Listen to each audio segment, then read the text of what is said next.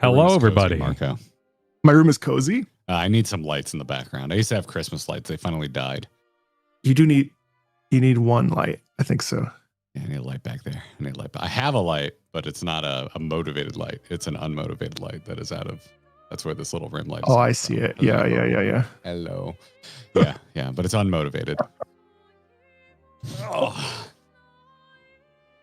When you have motivation issues, so does my light. It's good stuff. Live. What's up? There was an echo. I think it was my fault. Is it my fault? I didn't hear it. It might have been my fault. It's everybody's fault. No, we're all good. I was watching myself. I was looking at my. Look at your fan. It's such a professional. Look at that. You have the fourth thing down here, which is the footage. Oh yeah, a little visual aid. I try not to include anybody subway surfing, but you got to keep subway surfing. You were such a dad. That's so funny. Well, subway surfing. Oh God, that looks good. Yeah, no, you're our first outside contact after finishing the game. We did it. Friday last week. Yeah. Or Thursday. Or you did Friday. Yeah, last Thursday. I watched actually. Well, I didn't watch live, but I watched your before my shower. I was like, let me watch these guys. Hell yeah. Which sounds way weirder, but it's fine. I'm in my cringe era, so whatever. I like that. I like my cringe era. It's good.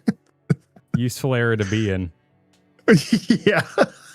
It's good for content. Yeah, it's good for content. Yeah, I watched a video of you being like, I guess I was always a weeb. It was, but now I have to admit it or something. Yeah. It was a tough thing to come to terms with, only because I didn't think I was, because I was like, well, I'm an opera singer. I know my way around the world. I'm a cultured individual. And then I realized that I'd been playing Final Fantasy and all this other stuff since I was like 8. And then I was like, oh. And it turns out that like my favorite stuff, even Metal Gear Solid, is just an Animu weeb game. Ace Combat, Animu weeb game. Massively. I would say Ace Combat's a stealth one, and Ace Combat is one that like, a lot of people who play it, they don't think they're experiencing anything made by a Japanese studio, but what they are in fact. I know. It wasn't until I started watching anime and like Gurren Lagann and like, and then I was like, oh yeah, okay, everything I like is actually anime. Yes, I said about that last week, where I think someone accused you of being a weeb, like in the comments, like it's a bad thing, and yeah, they were like, this channel's just weeb shit now, and I was like, oh damn. It's long. Like, how many Genshin videos have you made? Like, it wasn't the first 20 Genshin videos over 2 years. It wasn't that. Now it wasn't that. I know. Well, anyway. Actually, I think my first video was about freaking Nier. So like, of all the things. Oh. Yeah, it's interesting. I had a similar awakening at some point, like I don't know, at some point along our Final Fantasy journey, because I just hadn't really thought about myself as an anime fan in a long time, because I did kind of fall off while still watching a bit of anime here and there compared to like my teen years where I consumed a ton of it. And there was just somewhere in the middle of Final Fantasy XIV where I was like, I'm playing Final Fantasy XIV. I'm watching Free Ren. I'm watching Chainsaw Man. I'm watching Spy Family. I'm doing all of this. And simultaneously, there were like live action shows produced by American studios, but that were still deeply Japanese, like Castlevania, Shogun, and Tokyo Vice. I got really into. That was a really good 2-season run. I can't recommend that one enough. Yeah, and I just like woke up one day. I was like, oh yeah, I used to be really into this shit, and young me had some good ideas. Young me had some really good ideas. I'm gonna give myself back over to it. And we are, of course, here today though to talk about our favorite JRPG. JRPG, of course, yeah. Expedition 33. In case this makes the podcast as a cold open, we are welcoming back in glorious, triumphant return of Marco. You may know him as Your real last name is not Meatball, correct? Oh, could you imagine? No, that'd be bananas. I knew a guy growing up. His name was Joe Disco. That shit always Joe Disco's pretty good. Really? Yeah, That's a good name. Yeah. Wow, that's pretty sweet. That's like Joe Disco. That's what I say when I can't remember the name of the character from Saturday Night Fever. Oh yeah, I'm Joey just like, Disco. whatever is Joe Disco, whatever the hell his name was. That guy. Yeah, no, this kid's name was Joe Disco. I was always so jealous. No, my last name is not Meatball. Gotcha. But not asking you to dox yourself, but no, it's fine. But I always want to introduce you as Marco Meatball because that's your channel and that's where people can go find you. And it's just it seems wrong in my head because like we call you Marco. Marco is your name, and I'm just like, but Meatball is definitely not your last name. No, but it's okay. It's an affectionate moniker, you know. Marco Meatwad, you know, stuff like that. It's fine. I'm all for it. This is cool. It's good to be back. But thank you for having me back. I appreciate that. Oh, it's a pleasure. Yeah, dude, thanks for agreeing to come back on. So yeah, you're gonna be you're gonna have fresh access to our recently traumatized brains because as of last Thursday we did finish Expedition 33, and while I'm sure we'll touch on other things during our chat, this is kind of a special Expedition 33 focused episode of the Grinding Gear podcast that we do here. Because Kyle and I have just been kind of foaming at the mouth over the music of this game. I mean, we've just been foaming at the mouth over this game. Just about everything. Yeah. But I can't shut up about the music. I don't think at a single point in my life I have ever kind of pulled over an experience like with a game side by side with my wife and like tried to call out music to her before. But I replayed through the end again last night so she could see the ending of the game. And there's a guitar solo that happens when you're going through the end of the game that is absolutely insane. And I just stopped playing for a second. I was just like, all right, this is the thing that I mentioned because like a couple days before I was just like reeling from having beaten the game. She's like, well, how was it? Did you like it? And I was like, yes, I think maybe I have a lot of feelings, but there was this guitar solo. I want to tell you about the guitar solo. Yeah. And, well, when we're going. How did you guys come away? I mean, you know, I saw that you played both endings. You picked the Mael ending first, which I was like, oh boy. I skipped through and I was like, oh, they picked that first. Okay. All right, let's see how that goes. It was funny seeing your reactions. Kyle, feel free to weigh in here. So obviously full spoilers for Expedition 33 on this program. This is a save for later episode if you plan to play Expedition 33 and you have not already. So that being said, with that in mind, I can't speak for Kyle. Kyle, feel free to get in here at any moment. But my gut reaction was Mael, and the more I think about it, that was the only pick I ever could have possibly made because I was team Canvas at the end of the day. I cared significantly more about the denizens of the Canvas than I did the family of dramatic artists on the other side of it. They're all liars. They're all gaslighters. They're all making life harder for each other. I'm here for the expeditioners. I appropriately debated the end, and I take comfort in that. Pre-debated, I should say. Garrett was very team Mael, let's rip this. And I kept the show going. I would have debated for hours. I would have.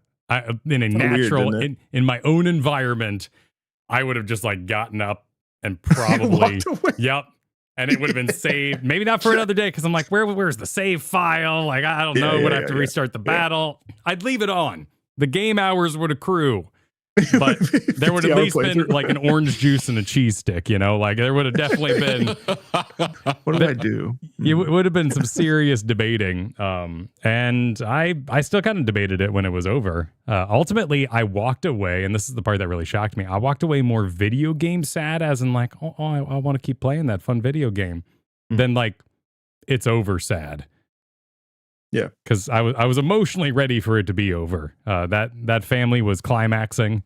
There was no more like dominoes we could add to the situation without it exploding. I mean, you know, did you feel like one of the things that was really interesting to me by the time we got to the end, of Act 3 was just how every act there was a sort of very nice sort of natural climax per the end of each act. Obviously, the first act with with Gustav, and then the second act where we get that huge pivot, and then Act 3. Like, did you feel like at the end of the day you were actually just like, it was like a detective game, like an Outer Wilds or a like a Return to Obra? You know what I mean? Like, I haven't played Outer Wilds though. My God, it has almost won so many polls for us to play. Yeah. But to a certain degree, yes. I mean, we put out an entire video that was just, can we guess where this is going based on Act 1 alone, which you can go watch right now. I was very proud of it. I edited the whole thing myself. Yeah, because like clearly there was like from Act 1, I'm sorry, I'm horribly distracted because Ben Starr just liked our Go Live tweet. Nice. Hi, Ben. Big fan. Would love to have you on the program. But from the end of Act 1, I was like, everything is clearly not as it appears. There's all sorts of secrets going on. I mean, just meeting Verso, because when we finished Act 1, we did like, I think, a couple of Verso's conversations around the campfire, because it forces you to camp. And for the logistics of how we were streaming this, which was I would go to Kyle's studio and we would sit on the couch together, and we were using an old Xbox Copilot, not the new modern Copilot that's a bunch of AI nonsense. There's an old feature that lets you have multiple controllers plugged in at the same time, so that you can just use more than one controller on a game in real time with no interruption. And so we were like, in the 3-person party, we would pick our characters, and if they were up, we were the ones controlling it. So like I would always play Gustav, Kyle would always play Lune, kind of a thing. Got a little hairy when you couldn't tell where the attack was going for parries, but hey, we figured it out. And there were a couple really hype moments where we were both parrying and we were so in sync that it was still registering the parry, and that was awesome. But yeah, no, I mean, we had done the conversations around the campfire so that Kyle, in between streams, could get out in the world and actually spec our characters. Because in between streams, Kyle, he wouldn't really level up much. Every once in a while, you'd go and do like 4 fights to like unlock a Picto as Illumina, but that was about it. There really wasn't any gameplay that happened off stream. Our entire playthrough is committed to those VODs that are now available on our channel. And so, yeah, we had a tiny bit of information to go off of from what Verso talked about with the expeditioners at camp at the beginning of Act 2. That was it when we made that video. And yeah, I mean, Kyle was just constantly trying to crack it. And anytime we got like a morsel of new information, Kyle would take that and come up with like 7 new theories. One of which would usually be accidentally correct, and 6 of which would be completely insane, but might make a cool sequel idea. But and then I was just more after Act 1. I wasn't trying to predict it as much, because I was just like, there's something going on. I did not see the canvas reveal coming, which is really funny in retrospect with how art forward this entire game is, but I really just figured that was how they decided to make a world, which I mean, practically speaking, they did. Someone somewhere was just like, what if we made an RPG set in a world populated by art monsters? And did that. So it's just so freaking cool. But yeah, pretty much the whole time we were just trying to be like, where are we going with this? So much so that Kyle wrote on a whiteboard for the finale, and when we got to the choice, he went and grabbed the whiteboard because he thought he knew what was coming. He thought we were going to have to make a choice between Renoir or Aline. Oh. As is evidenced by the fact that when he reveals his whiteboard, he goes, all right, I was wrong. This is what I thought the choice was going to be. Way harder. Yeah. Yeah. And we're like, on stream, we're like erasing Aline, we're erasing Renoir, and instead we're writing in Mael and Verso, and we're doing a pro and con list. I saw that. So if we go with Mael, maybe it's a happier ending, because She'll bring back the denizens of of Lumiere, which is half of that's true. And theoretically happy. She brings some people back. It's not happy. Well, it's not happy. Well, before we go too far, which one did you pick first? Oh, it was always a Verso choice for me. Very clear choice for me to pick Verso. I think predominantly because I think because of my father dying and like just grief speaking to me in such a very plain way. I felt that decision. Obviously, I sat with it in my playthrough that I also streamed, and I sort of contemplated because both choices felt reasonable. But in the end, I felt that I wanted to release and absolve Verso of that, of sort of his woes and his responsibilities and the thing that he had to continue to do, and also just bring peace to that family. Which, I mean, at the same time, Garrett, I agree with you that gaslighting and not a great family, but at the same time, like when that ending hit, I was deeply moved by that ending, just because I felt that I've been there myself, and yes, I mean she lost her ability to speak and to be able to like express herself in the way that she could in the painting, Mael being obviously, but at the same time, I felt that because of that experience, she learned, and that family got to heal. And I felt that was really important as a person who has also had to heal my own personal journey, So I think that's the part about it that's amazing. Because then I went back and watched the Mael ending. It's interesting because the use of the chords and things, when you see her face and it's all like with the sickness and stuff. Kyle, you actually made a good point where you're like, well, she could have just left and come back and left and come back.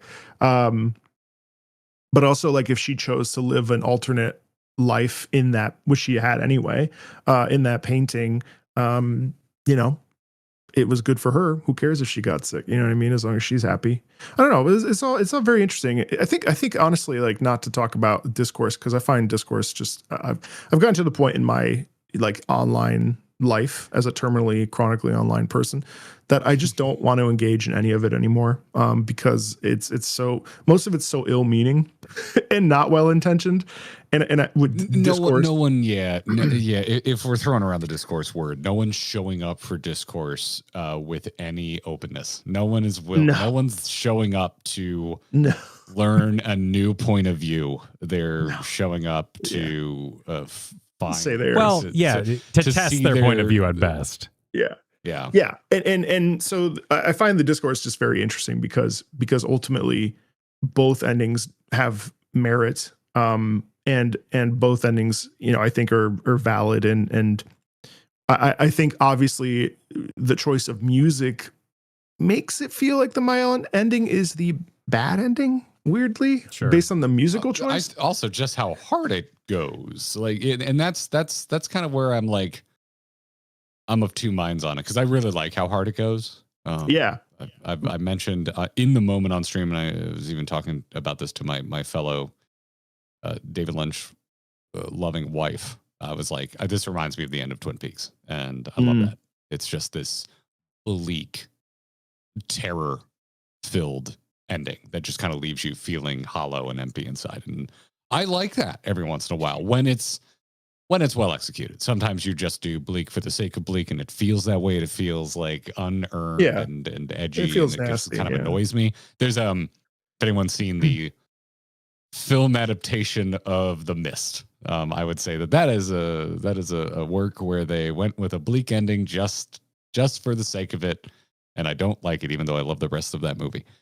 But Scarface does bleak well. We just watched Scarface on Saturday. Bleak, Scarface has earned bleak. Yeah. That dude there was no other ending for that. No, of course. He's like, I'm sorry. So Tony Montana does not get a happy ending. You don't get him in a hammock in the Bahamas. However, he does not get that. Two endings would have meant no sequel fodder. So, what properties would benefit from this? I disagree, by the way. I had a cook over the weekend. I had a thought over the weekend that they absolutely... So first off, they've said they're doing a sequel. Second off, they've said they're doing expansion. Yeah. They said they're going to do more games in this series. World, yeah. There you go. They're doing more games in the series. I did, however...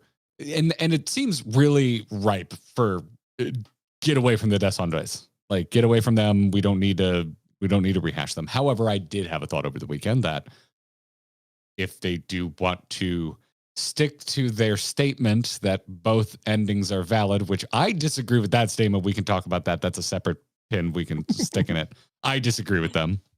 But I think they could do a sequel where the Descendants make an appearance and you just make light mention to Mael's not doing well. Because that could be true regardless of which ending you picked. That family ain't right. Moving on. Be completely lost in sadness at the loss of the canvas and just be holed up and absolutely borderline catatonic, or literally catatonic because she's still in the canvas.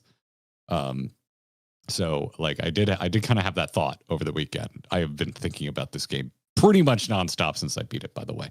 It is just living rent free in my mind. I mean, I still think about it, and it's been like however many months since the first couple weeks. I mean, I think that's really the testament to it, right? The fact that it's sort of, you know, I think I don't think it's an over exaggeration to say that it's like easily one of the best games ever made, or in the top, you know, in the last 40 plus years of gaming. I'd say. I don't know, Kyle. What do you think? Agree. Oh, I mean, I was kind of blown away. And the scariest thing about being so impressed by it is I'm very cautious of a faster horse. And yet immediately I'm like, well, just do this from now on out. Like, I want real-time elements in my turbine. We'll just do this. Yeah, we want it to be more, you know, involved and more. We'll just do Clair Obscur again then. Like, don't think about it too hard. I was noticing on your timestamps, Meek, because you finished it 5 months ago, Marco. Yeah. And then on September 10th, you put out a new video, Expedition 33 has ruined video games for me. So 4 months later, you're like, all right, I have something I gotta say here. How many non-starters did you have before you realized that it was Expedition 33's fault? I mean, it's been that way since I finished it. I think yeah, I mean, I've there's a lot of games that I've picked up in the interim. I went back to Honkai Star Rail just because I was really craving like a turn-based thing, and that game's fine. I mean, it's whatever, you know. And then I picked up Yakuza Like a Dragon, which has a similar sort of dodge system, perfect guard. That I'm sticking with. I'm still playing.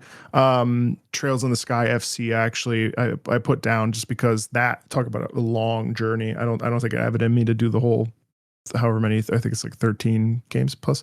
Yeah, there's been a lot of games where I've been like, oh god, and I think for me, it comes really. I mean, I felt it right away. So it's funny. So I just got married 2 weeks ago, and what's funny is with my wife and I. Thank you so much. When I met my wife, we walked around the mall, and she was afraid I was going to murder her, so she was like, let's go to the mall. I'm like, okay. And then she's like, you know what, do you want to have dinner? And I was like, yeah. So we had dinner. And no, I actually said that in our vows. We did it like the city hall. And I was like, it's crazy to think that 2 years ago or 3 years ago, you didn't want to go on a date with me because you thought I might murder you. And now you're marrying me. That's funny. Courtship works like that sometimes. It is, yeah. Particularly in the modern age. Yeah. But it was kind of a love at first sight. Like, you know, it's just been what it's been since we met. And I talk about this a lot because a lot of people, you know, the term, you know, the honeymoon phase, or what's the word? I'm blanking on it right now. The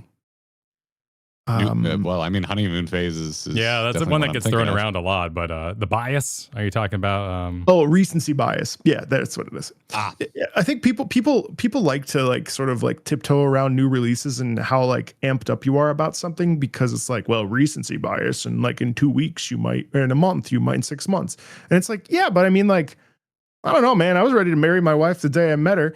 And like Clair Obscur is just one of these games where in that video on September 10th, I basically said I'll probably never play Clair Obscur again because I received everything I could have ever possibly wanted from the game. I mean, and the thing is, from the minute I started it, I was like, yep, This is the kind of media I enjoy to consume.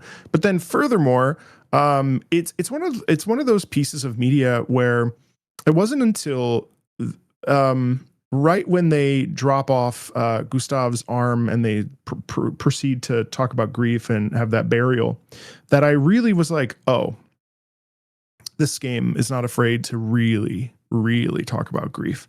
And other games do it, Silent Hill, there's plenty of other games that talk about grief. It's such a cornerstone of our human existence, but there was something about the way that scene was written and the way that scene was performed that I was like, oh yeah, it's like they were in the room with me when I, say goodbye to my dad, or like I watched him take his last breath, and I would say the other big moment for me that has just remained, besides the visuals and all the amazing stuff. I mean, like, wow, like that's a whole separate conversation.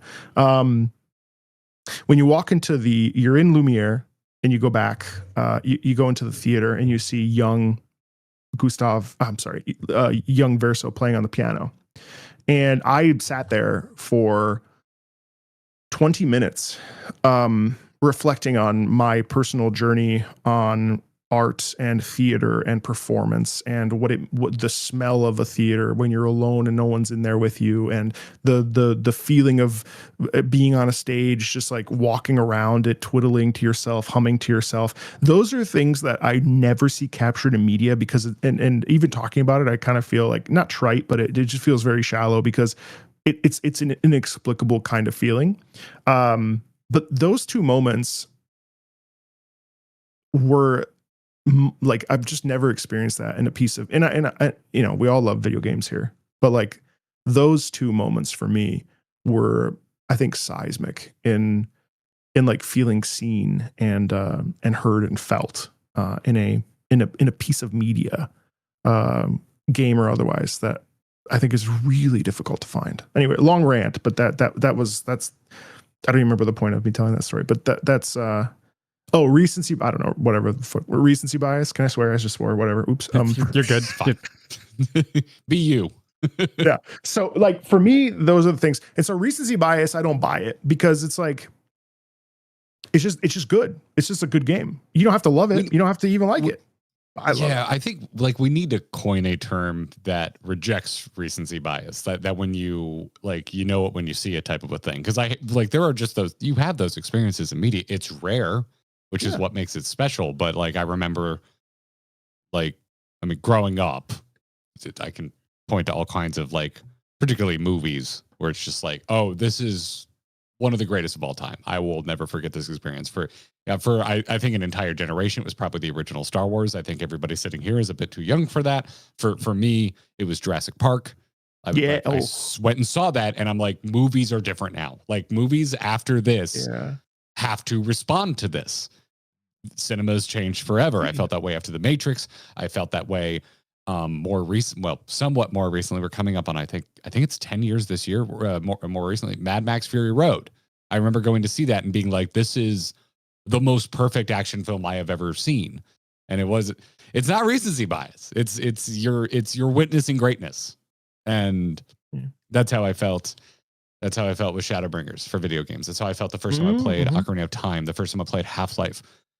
That's how I feel about Expedition 33. Yeah. I have witnessed greatness. Like to put it in stream meme terms, it's like I was here.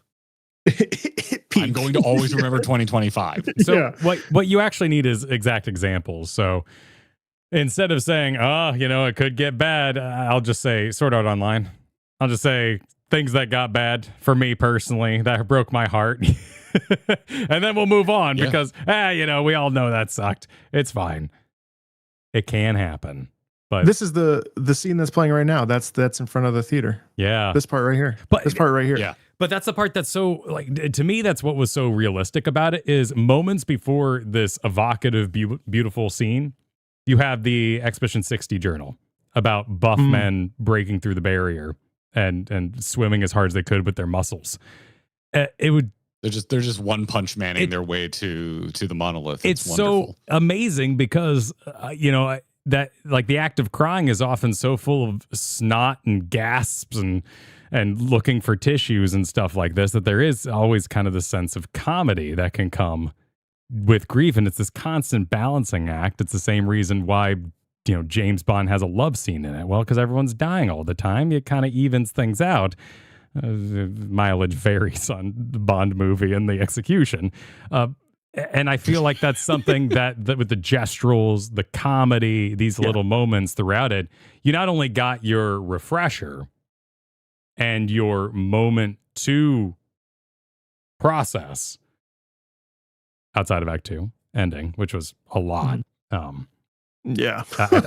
think that's really like the only part I really kind of can say pacing wise. That was just like the audience needs to know when to breathe, because it was so much information so fast. And even just like a can't before epilogue, if that could even happen, I know it's going straight into it and there's a lot going on. The very, very like minor tonal things would be changed to make it perfect. Yeah, it's something about that, knowing they've already sold the film rights. Like, I'm already thinking about it. I'm like, how would I adapt this for film? Because I'm very curious about it. And my wife, Katie, and I had about a 20-minute conversation last night after she saw both endings. Like, what the shit are they going to do? Are they going to do Clue, where they shoot two endings and then just randomize it in the theater, which one you end up seeing? That's a great point, actually. Yeah. Which I honestly might not be a bad play. That'd be kind of neat. I would not be against. Which ending you see? That'd be such a conversation starter. Well, yeah, particularly nowadays with like, digital projectors and stuff. It's just like, I don't know, randomize the file it plays. Like, just like send it. But yeah, I'm with you for different points, and I had different moments personally where I just kind of was in awe of the art of it all. But yes, it legitimately moved me, and for it to be a game that is so on the macro sense and in the meta sense about the artistic experience, artistic expression, the relationship between an artist and their work. Okay. For it to like, I don't know, but it's been a couple years now since I think it was because of Roger Ebert with the big discourse topic of our video games art. It's been many years since then. But this is the first time I've really thought about it again. Like free of all of the baggage of discourses, because there were so many moments in this game over and over again where I was just thinking to myself, like, God damn, this is a work of art. Yeah. Like, and for it to still achieve, like, for it to still land within its genre of like, it's so, I don't know. I keep saying that it feels simultaneously like one of the freshest experiences I've ever had, while still absolutely like wearing its heart on its sleeve, representing everything that inspired it.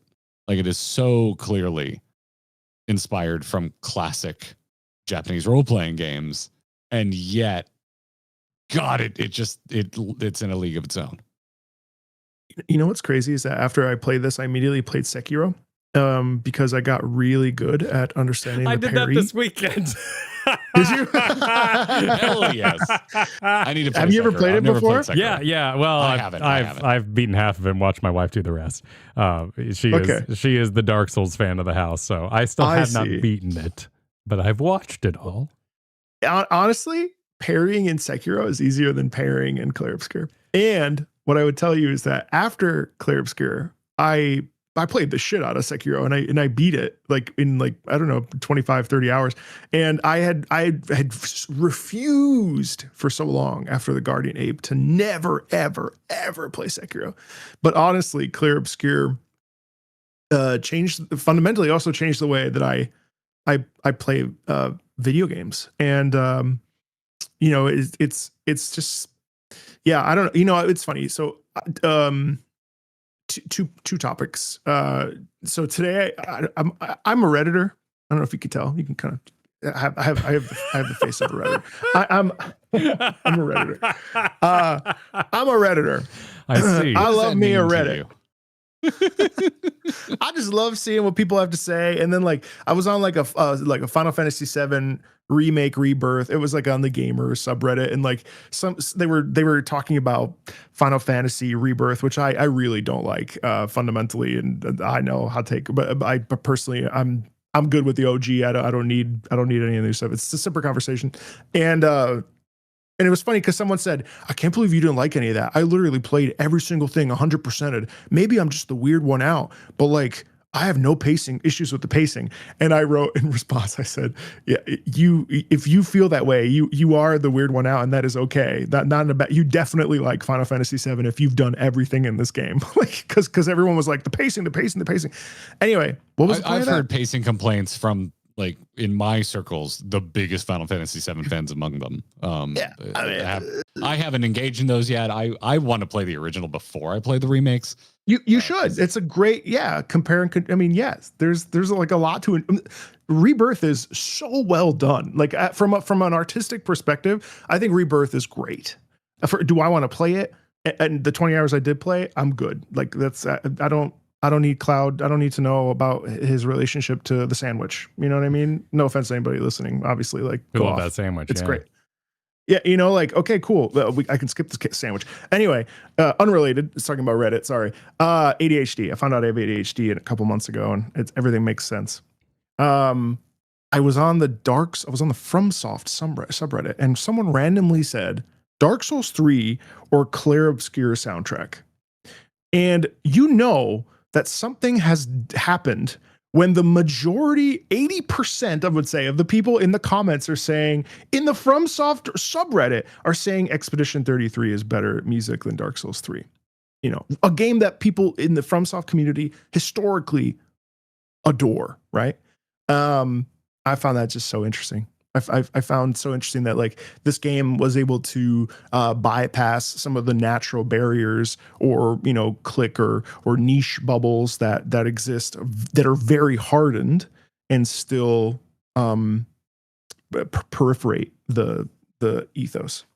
And then I wanted to talk about art really quick because, again, I was on another subreddit and they were talking about games that are art, which obviously, as you were saying, Garrett, I mean, there's like no denying that that Roger Ebert quote is total ass bullshit. And like what the reality is that like this is a work of art.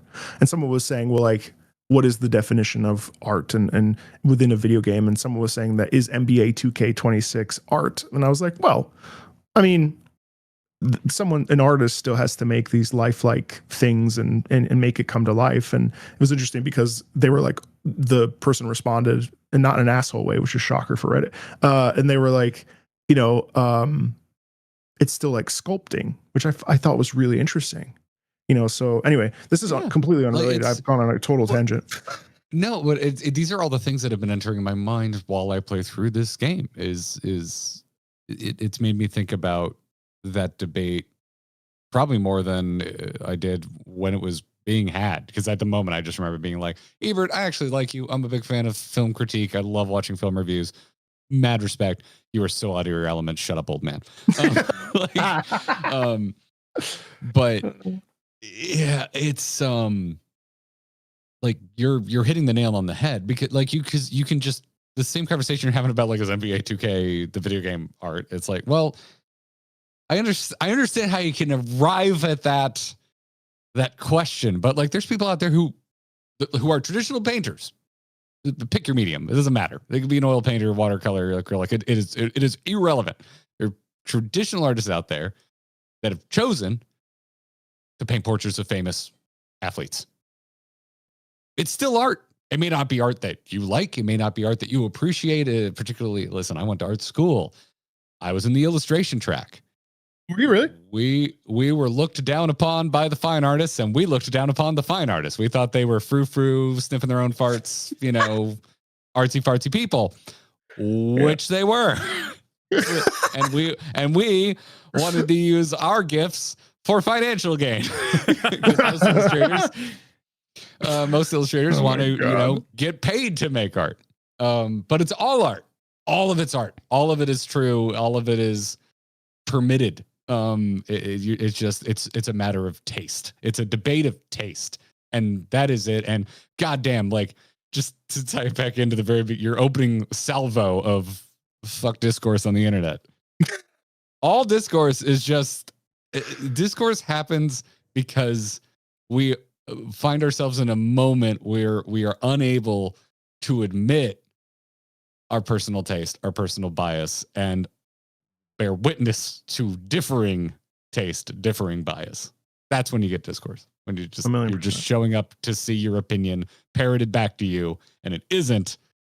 And if you're immovable, then you're just going to argue. Well, I remember with the end of Endwalker, those arguments were very fresh wounds to a lot of people. There was a lot of big words used, and each side had their ammunition about whether or not Vana was good or whether or not other characters in there were bad people or not, or suffering or what have you. I kind of feel like Expedition 33 had its ammunition, and they're just kind of aware of what the other's packing.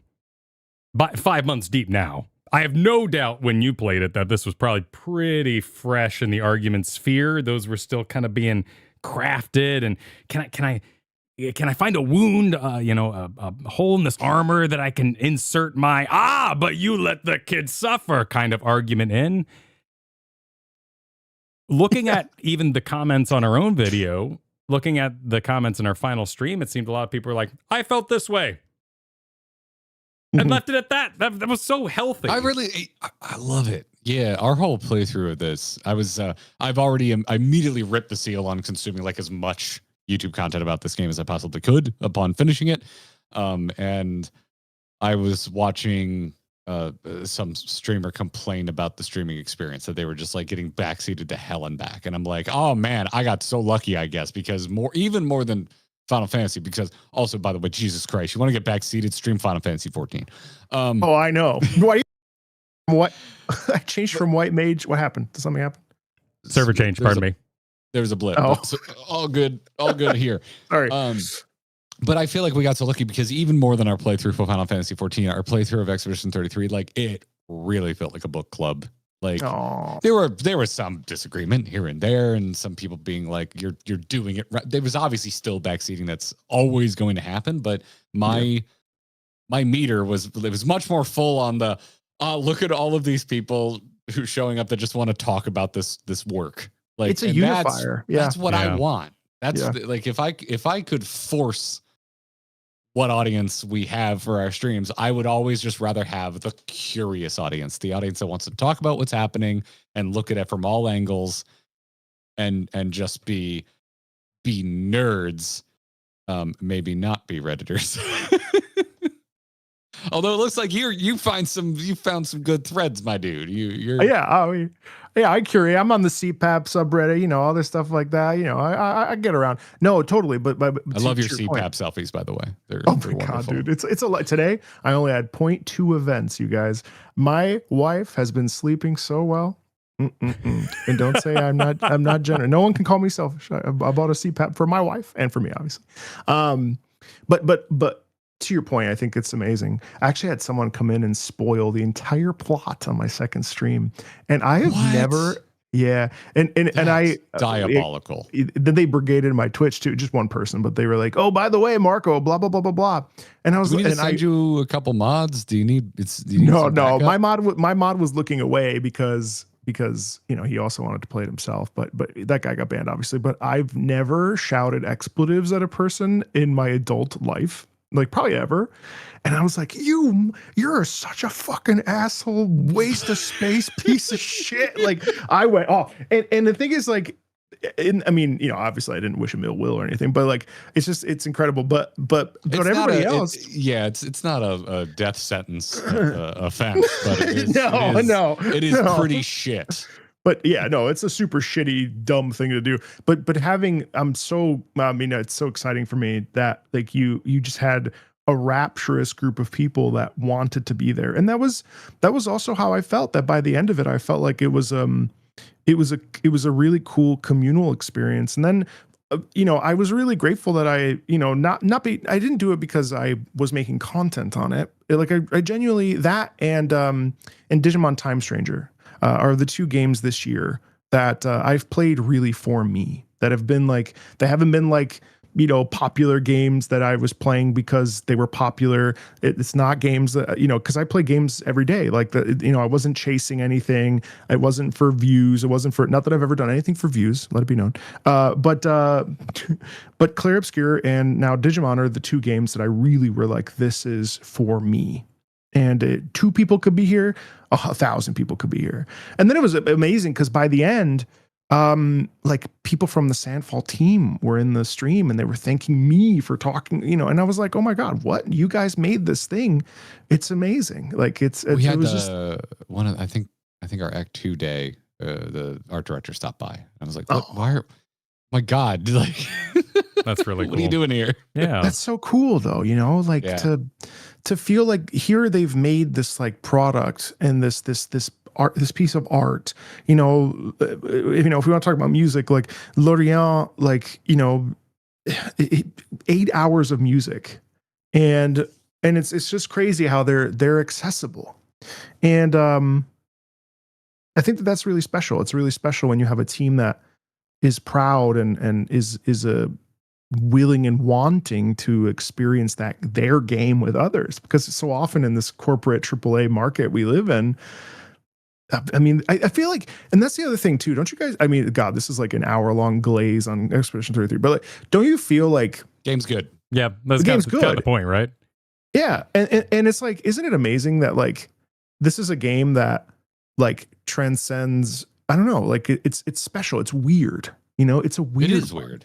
It's you fight fucking mimes and like random. You know what I mean? And like It's comedically French. It's self-aware in how French it is. Like it almost at times it feels like an American satire of French culture. Right. If the French existed, of course, which is a whole separate conversation. I'm sorry, what? I'm unaware. Is this like the birds aren't real meme? Like, yeah, no, it's okay. All right. Could you imagine if I really personally felt that the French weren't real? No, I was saying never mind. But they're in Pokemon CA too. Like, this is weird. 2 games in the same year.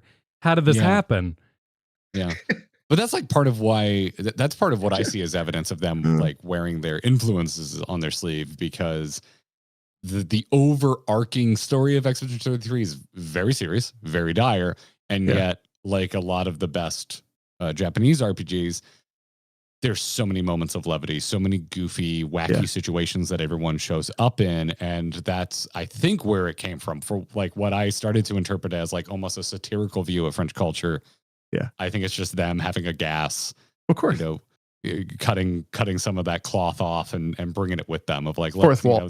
We have this ensemble driven RPG experience. Let's bring in those moments of levity, those moments of funny and amusing character moments, while continuing to compliment having like some of the most naturalistic, realistic dialogue writing I've ever experienced. 100%. It's just like, oh my God, that's how people talk. That's how we speak. Well, and it's not to say that I think it's better than, for lack of a better word, I'll say the corny writing often found in the power of friendship stories that we find in a lot of RPGs, because it can be corny, but I say that with love. It's corny positive from me. This isn't a bad thing. It's like, I really enjoy both. But because I've been playing a lot of, kind of more optimistic and kind of elevated RPGs as of late, the really kind of realistic dialogue of Expedition 33, it's such a nice break. It just feels, it's very welcome. Yeah. Kyle, you were saying something?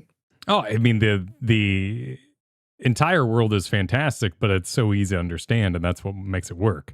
I mean, just the fact that there are powers beyond your control that are affecting your life. Everybody has that. You could be the richest person in the world, and you still got to go to that dinner tonight, and it really sucks. And then after doing so much Final Fantasy, of course, like parenting is, at this point, it seems kind of like an easy one to just, tonally, hey, let's add some parents in. We've all had those, or had some relationship with someone else's parents, or something happened to your parents, or whatever it may be, that it's just an instantly relatable tone. And I found myself consistently, even though through Act 1 and into 2, the world is so fantastical, just finding touch points of, well, yeah, that's exactly how people would interact in that situation. These people are alive. And to that point, in the end, it spent so much time convincing me they were alive and being about how realistic these people are, that I was personally a little shocked at how few people picked Mael. In fact, there was a huge assumption made by the internet that Mile was for young people. That was a young person's ending. And I thought that was interesting. I can Oh yeah. I can imagine that. Like, screw you, Dad. Don't tell me what to do. I'm going to play God, and I'm in control of my own life. Those are things that I'm like, well, you know, I kind of wanted a representation of a 16-year-old who is greater than those things, particularly having been 16 twice, maybe can, you know, pull a little bit of experience out of those situations, even though, you know, maturity never went beyond those ages. But I didn't know how to feel about that particular take. Because while it maybe belittles how, if I heard that when I was 16, I'd be like, screw you, Dad. I'm going to take it for the world. That's exactly. Yeah. Yeah. I kind of reject it because we run into this a lot. So this is a bit of a, either of you feel free to hold me accountable to what I'm about to say. I am very sensitive to having my take judged by someone with complete information before I have complete information. And it happened so much during our Final Fantasy XIV playthrough that if I didn't like a character, all of those characters' defenders would come in and shove complaints up my butt because they knew that the character eventually was redeemed. Fortuno is a wonderful example of this. Still think he's kind of a prick, by the way. I don't care. I know his ending. I still think he's kind of a shit dad. But so I'm super sensitive to that. And so like didn't really look at chat at the time, but I did go back and scope you. So I have receipts, y'all. The amount of people who were like shit-talking us for picking my L before we picked my L, before we saw what happened. I'm just like, you are all so disingenuous. You know how this ends, and that's why you feel this way. Let us have our moment. Let us go in blind. Let us make mistakes. Well, and it's one of the most common things in internet discussion 100%, that 100%. drives me insane is not admitting that you're operating with complete knowledge. Well, what happens when you play Undertale and you don't know? I mean, have you guys? I don't want to say Kyle has. I have never touched Undertale. Kyle, should I even mention? I am aware it's one of those. I'm aware he knows it's one of those because I'd love to see him play it. Oh, and you'd enjoy it. I mean, you'd enjoy it. I think it works. It's good for the channel. But anyway, so I didn't even know it was one of those games. And then someone was like, "Oh, you have to do this in order to do this." And I was like, "Bro, fuck! Like, I didn't even fucking know. Just like, let me. Oh God!" And it's irritating because, I mean, we're gonna veer into a separate topic here, but I think it's like, well, you got to do it this way, and it's like, well, no, I really don't. I really don't have to do it that way. You know what I mean? Like, it's okay. I made a mistake in Digimon the other day where they this is a criticism I have of an otherwise like amazing game where they backload the side quests and they're very easy, but there is a turning point in the story that's very good and the music shifted. And I was like, I got to go to the thing. Maybe that's the music's telling me to go, you know, and I'm as a very musically sensitive person. I'm like, well, I can't sit here and do this quest with the brother bear twins right now. I got to go. And they were like, well, but if you do that, you know, I did it. And they were like, you got to go back. You're not going to be able to mega evolve as soon as possible. And I'm like, dude, it's okay. Like, I'll do it later. Like, it's fine. It's yeah. I mean, that stuff is tricky because then you're also having preconceived. You weren't reading chat, but like you have like, oh, well, maybe I should pick the little tiny shift, and it becomes disingenuous. And then you get called disingenuous because, well, you're the one in front of the camera. The completionist of one, which is a weird thing to me. I was always terribly destructive with video games when I was younger. Maybe because they were rentals, that's what I tell myself. But like when you're walking, the Eiffel Tower's there, you know Dad's down there. Yeah. As a streamer, I check the sides, I check the left, I check the right. Oh, what a boss. I would have just been like, people are exploding and the ghosts are flying in, and I'm just running past. I wouldn't even seen Expedition 60. And I don't think I did, dude. And in that moment, and when I go talk to my friend, I'm like, dude, I can't believe this happened. I wouldn't know what I was missing out on. And I know you mentioned your history and how that affected your pick at the end of the game. I was honestly expecting you to be like, oh, I picked Verso because I knew French and I was listening to the song when we were fighting Renoir for the first time. And Dad was clearly very in love with her. And I thought I'd be on his side at the end of the day. No, well, I mean, my French, unfortunately, is not nearly as... it is crazy that they spoiled the entire game in the lyrics for the French people. Again, if they were real, of course. But yes, sorry. of course. Yeah, no, but what the baguette is happening right now. I really don't know. It's a thing that started. It's not even. I've come to your channel and I'm bringing my inside jokes. I made a joke on a Nier video. I don't remember. It's like something that I've started doing just because the French people are awesome and funny, and I love the French people. And anyway, yes, it's hilarious that they literally wrote the French lyrics like to tell you the exact story in Envia Timé. And yeah, no, that's not why I picked Versa, but that's funny because my French isn't good enough. So how did that? So whereabouts were you spoiled? And I guess it made enough sense to be a spoiler at the time.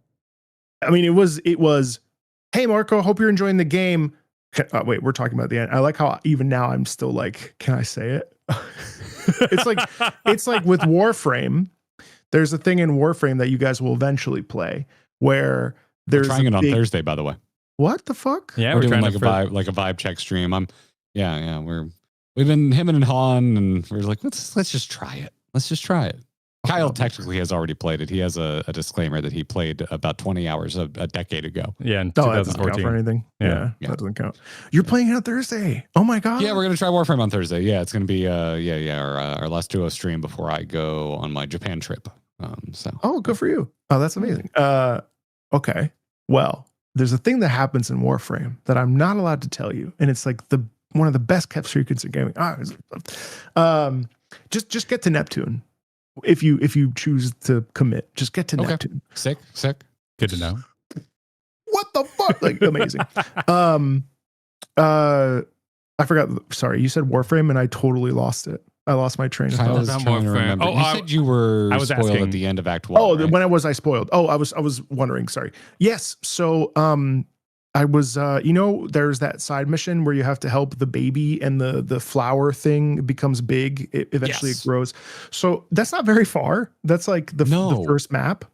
And I'm like sitting on stream. I'm looking at stream, and literally like someone says, "Hey Marco, have a great time with the game. By the way, Mael is actually Verso's sister, and the mother and the father are fighting.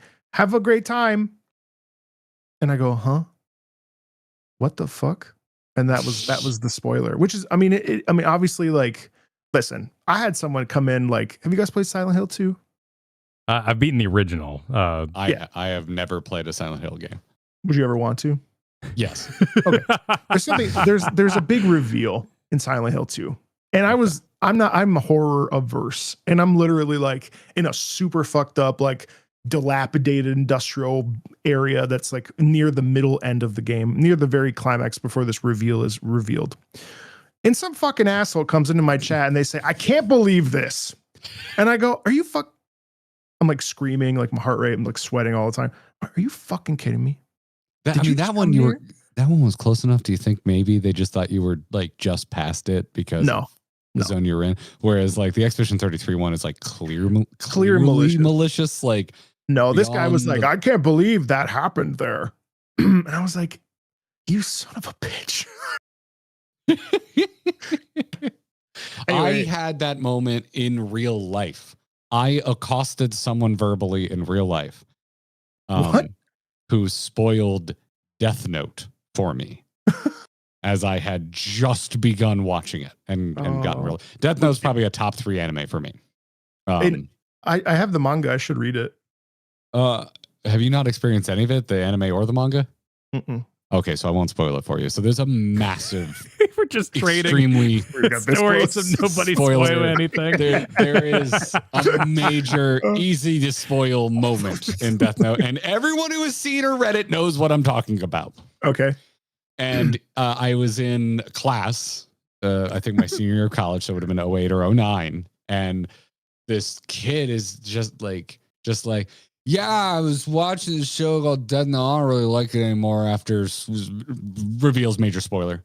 and I just slam my desk, both hands, and I go, dude, what the fuck? And the teacher is like, what happened? What is happening? And I'm just like, I just started watching this. I'm like 3 episodes in, you ass shit. And and I didn't know the guy that well. And let me tell you, we did not get to know each other better after I can't that imagine. moment. Yeah. Don't know. We still to this day don't know who he was. Such nerd problems. It's amazing. Yeah. I mean, it really, I think again, this is one of those games, much like Warframe or Silent Hill 2 or any of these things, or anything that has like merit that really should be savored and experienced. Undertale's another one. Like there are things that need to just be seen. And unless you don't want to, and then you just watch a movie or watch the gameplay, and everybody's different. Like some people like guide rails. Like I did a big playthrough of Pokemon Silver earlier this year. And, I remember.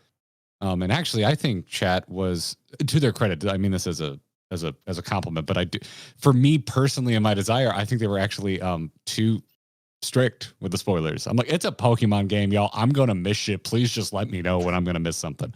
It's a big world. There's RNG to the Pokemon I've come across. Just tell me shit, because I love Pokemon, but I've only played Gen 1.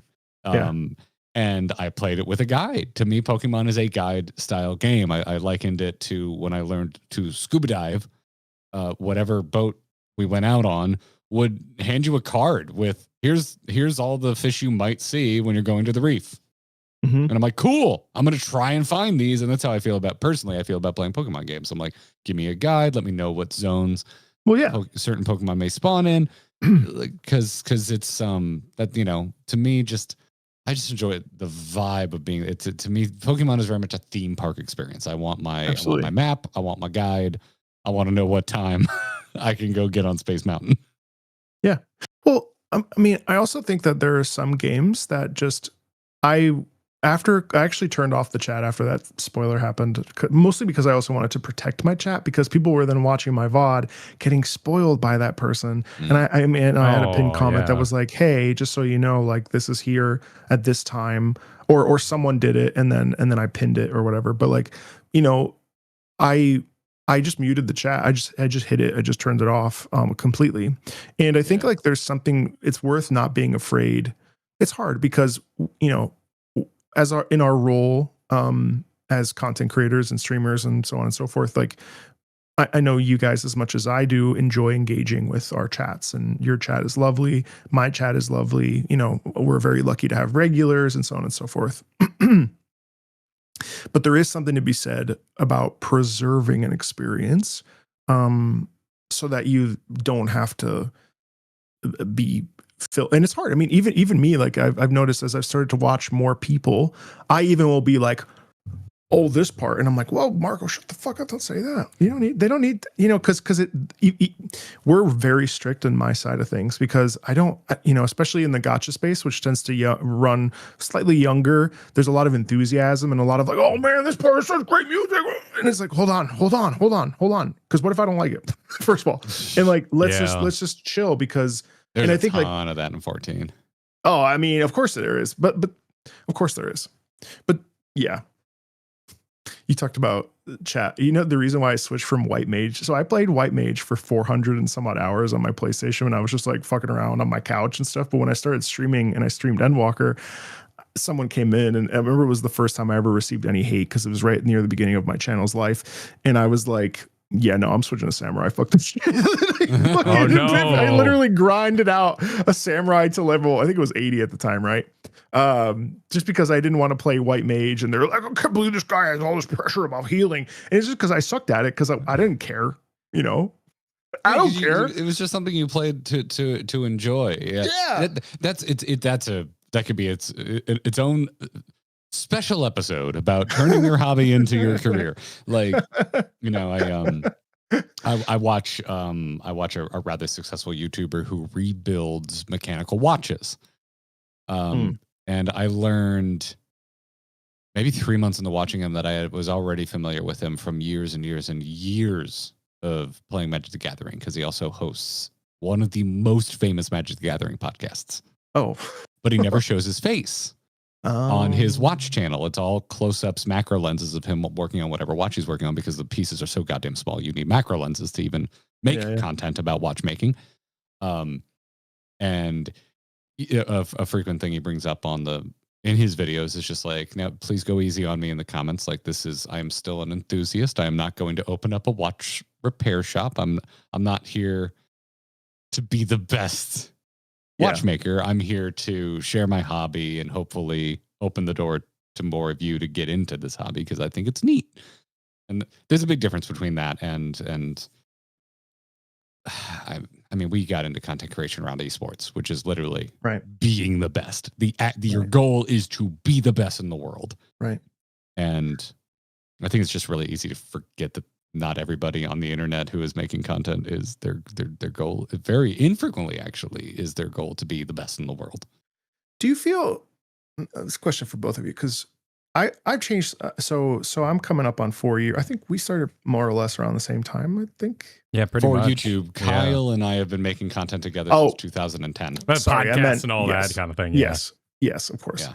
Way before me. I meant with like grinding gear and like the I had a 14 blog spot in 2010 that I uploaded MP3s to make a podcast feed.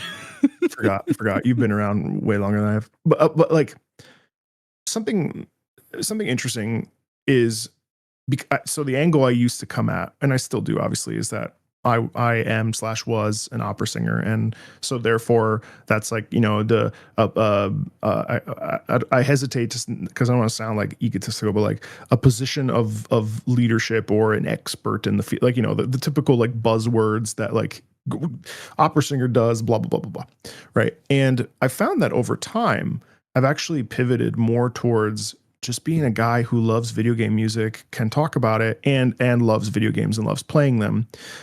You're talking about the watchmaker you watch, and it's like, we're all learning. Do you guys feel that it's challenging to like just be like two dudes now, especially that just love talking about, listening to, playing, interacting with games? Or do you feel like, you know what I mean? Like, yeah, it's like people want to be othered. People want to be like, oh, you teach me about the watchmaking, or like, I don't know. It's also really interesting, just as a side note, sorry, to also say the fact that most of the times the people in the chat actually know more than us for the most 100%. part. Absolutely. For the most part. I mean, just, because I guess the simple answer is yes, it's challenging, but I think the desire is inherently selfish. Like, I would love to just make whatever I want, title it whatever I want, play whatever I want, in whatever order I want, and be able to exist. But like, I can't, not at the output we're currently doing. Like, the hard reality is if suddenly I can't pay my bills, something has to change. And so, I mean, that to me, like that is like a synonymous question with like just the business of content creation. Because like the only reason I think any content creator puts themselves in any sort of corner is discoverability. I think it's a fascinating question too, because go for it. Finish. Oh, I was just going to say, I would say the non-cynical spin on that is, if you do it right, it means you're also being honest with your audience or your hopeful new audience. You're not leading them astray. Because like the cynical pain point as a content creator is you're putting yourself in a corner. You're branding yourself in a way that maybe you wouldn't if you weren't trying to play the algorithm game. But the non-cynical is making it approachable, being audience positive in that way. You have to mean like, yeah. People that are dicks to their audience rarely. Why would you be? First of all, the audience positive. Sorry, you were I know what you're talking about, but then you said audience positive, and my brain went to that because it's crazy to see content creators who are inherently not kind towards the audience, which is the whole reason you even exist in the space, not as a person, but like with your job. Kyle, what were you going to say? Sorry, I don't want to cut you off while you were thinking. I think it's a beautiful question, because I'm aware of the reality of the situation, But from my point of view, that's so powerful to be able to say opera singer reacts to music, because you have all these, suddenly you line up all these classifiers in your head. Yes, I'm making assumptions about what you might have to say, and that could be dangerous to digesting your content naturally. But I see that, I'm like, oh, I wish I had something that powerful, because I'm going to write dude who has theater degree, but never really wanted to work in theater because he knew that it was a genre that wasn't going to be very profitable. So he went to online, but all the theater people said it wasn't real art. So he got a journalist degree on top of it in order to talk about video games. And it was during the esports game. Yeah, like you can't. And so to condense that is just so amazing. And I look at it with jealousy. And to hear you say that, I'm like, oh, that's so, it's comforting. Because I know we're all going through the same thing. It's an existential crisis every time. Yeah, no, but it is part of that. And ultimately, my answer is always so cheesy. And there's something that chat right now is saying we call that Kyle for sure. Yeah, you could just sum it up, but that takes time, and you have to digest me in some way and figure out who I am in order to go, oh, it's Kyle. I wish I had something like that, and ultimately the real answer is insanely cheesy. And it relates very heavily to what I experienced this weekend, which was Pokemon fans telling other Pokemon fans to not buy a thing so that we can create a weight of anger to change something. Yeah. And I got bullied for playing Pokemon. And I just... You did? Oh, yeah. It was a huge issue. And it was seen as weak, unmasculine, like too young. There was all sorts of issues. I saw it as an awesome strategy game, but it was a lesser Magic the Gathering. It was a lesser all these things. So when I saw essentially the Pokemon fans bullying themselves this week, and I was just like, no, don't do that. And underneath all this content we create and conversations we have and entertainment we provide, I still want to recapture that moment at the classroom, lunch table kind of atmosphere of like, hey, you playing Pokemon? You want to get out your cards? Yeah, no, they're going to hate us over there. That's fine. Come on, everybody. Yeah. Come on, sit down. Yeah. And that approachability. I've played D&D with people in the past who were terrified to be there. Like, okay, but don't let anyone else find out. And I remember, and for me, it all comes down to this very formative story of, I was like, Mom, I want to be popular. She was like, well, you should probably stop playing D&D. Oh, well, that's not happening because I love D&D. I guess I'll never be popular. And to her credit, she was like, that fair. Valid response. You asked for advice. I gave advice. Hey, pursue your own path. I love when parents make a calculated risk and it detonates. Yeah, that's fantastic. My dad tried that once to get me over my fear of getting shots at the doctor. I was obsessed with archaeology and paleontology growing up. We used to read all the National Geographics, and I liked Indiana Jones and dinosaurs. So I like this idea of, like, if you asked me when I was a kid, what do you want to be when you grow up? I'd be like, archaeologist.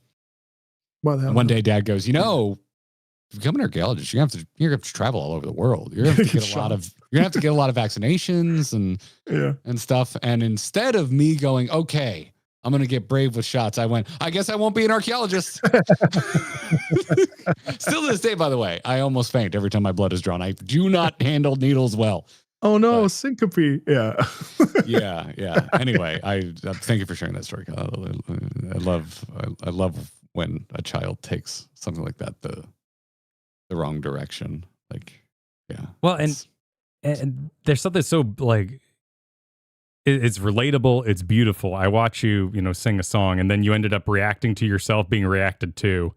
And you're like, no, that was the bad part. No. And you hear these tales of bands that are like, of all the songs you picked to be the one that was on the top radio and played at nauseum and in commercials, you picked that one. I love my entire album, but that song. It's so intensely human. Yeah. And to get to share that, I think, is a beautiful thing.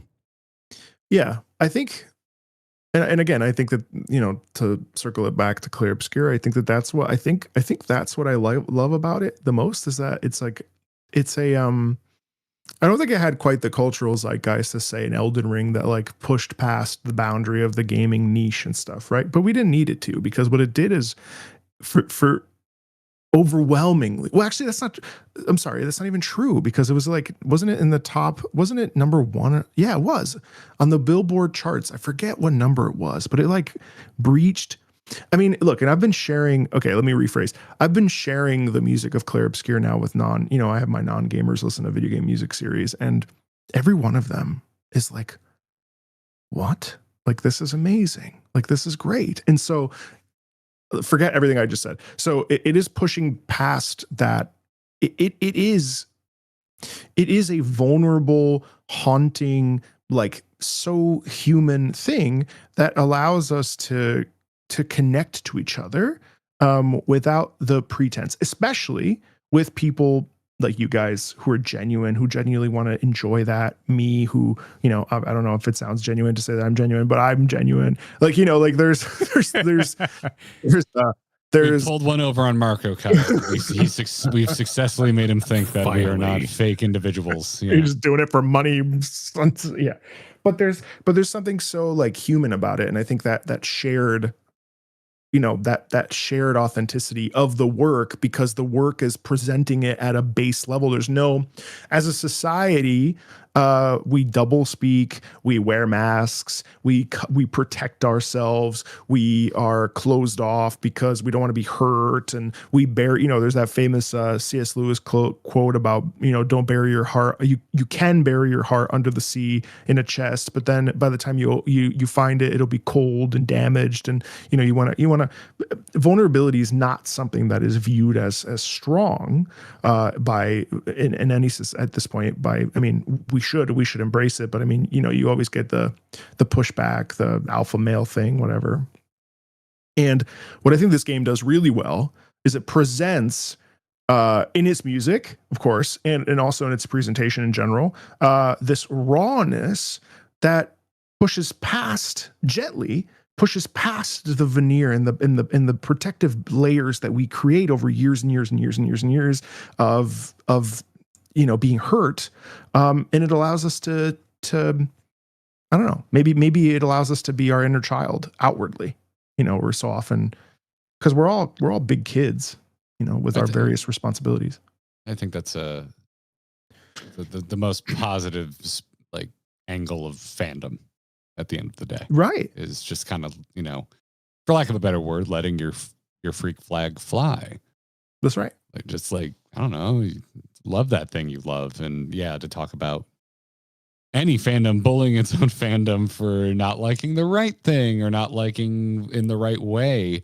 It's so funny you brought that. I definitely missed that this weekend, Kyle, about the Pokemon thing, but Kyle frequently talks about like, oh, I missed the big discourse thing this week because I was too busy being a dad. Yeah, I was on my like roof clearing out my gutters. Like I had like really most normal person stuff, really boring adult shit this weekend. So like I missed all of that. But yeah, that's where I get old man on my front porch. Like get out of here, kids. We used to get bullied because we watched anime. We used to get bullied because we played Pokemon. We used to get bullied because we watched Star Wars. Now you get bullied because you don't like the right Star Wars. You get bullied because you're not engaging in the Pokemon fandom the correct way. And it's like, it's so dumb. Do you know how lucky you have it that you're extremely nerdy shit is for the most part socially acceptable? Most people know what it is, that you get to exist as a person with your hyperfixations and talk about them at the Thanksgiving dinner table, and people don't look at you like you should be committed. You're really lucky.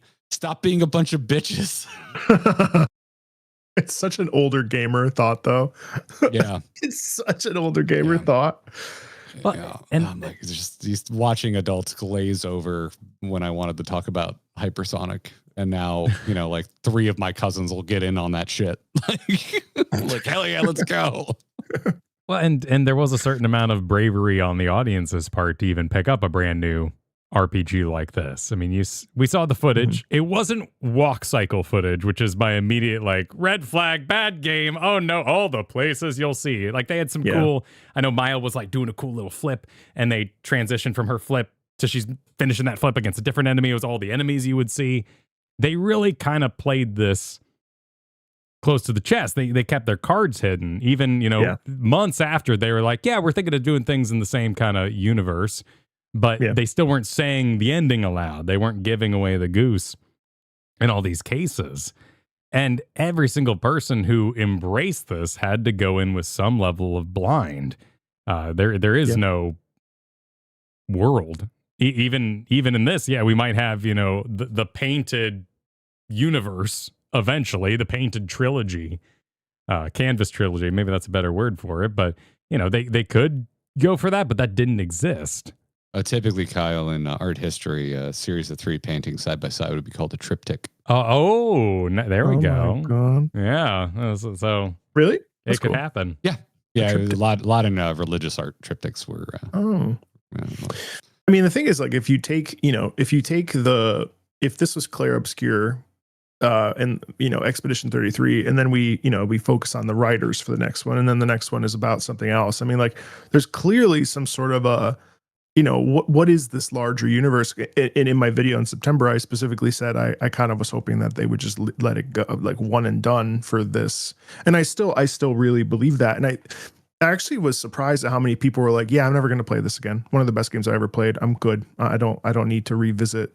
And I probably won't play any DLC that comes out. I mean, I might, out of curiosity, but I don't intend to play it, only because it's like when lightning strikes,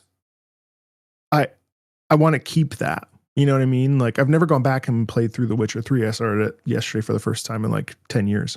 Just like, I saw that tweet. I saw your still has the sauce tweet. Still has the sauce, man. So fucking good. It's such a good game.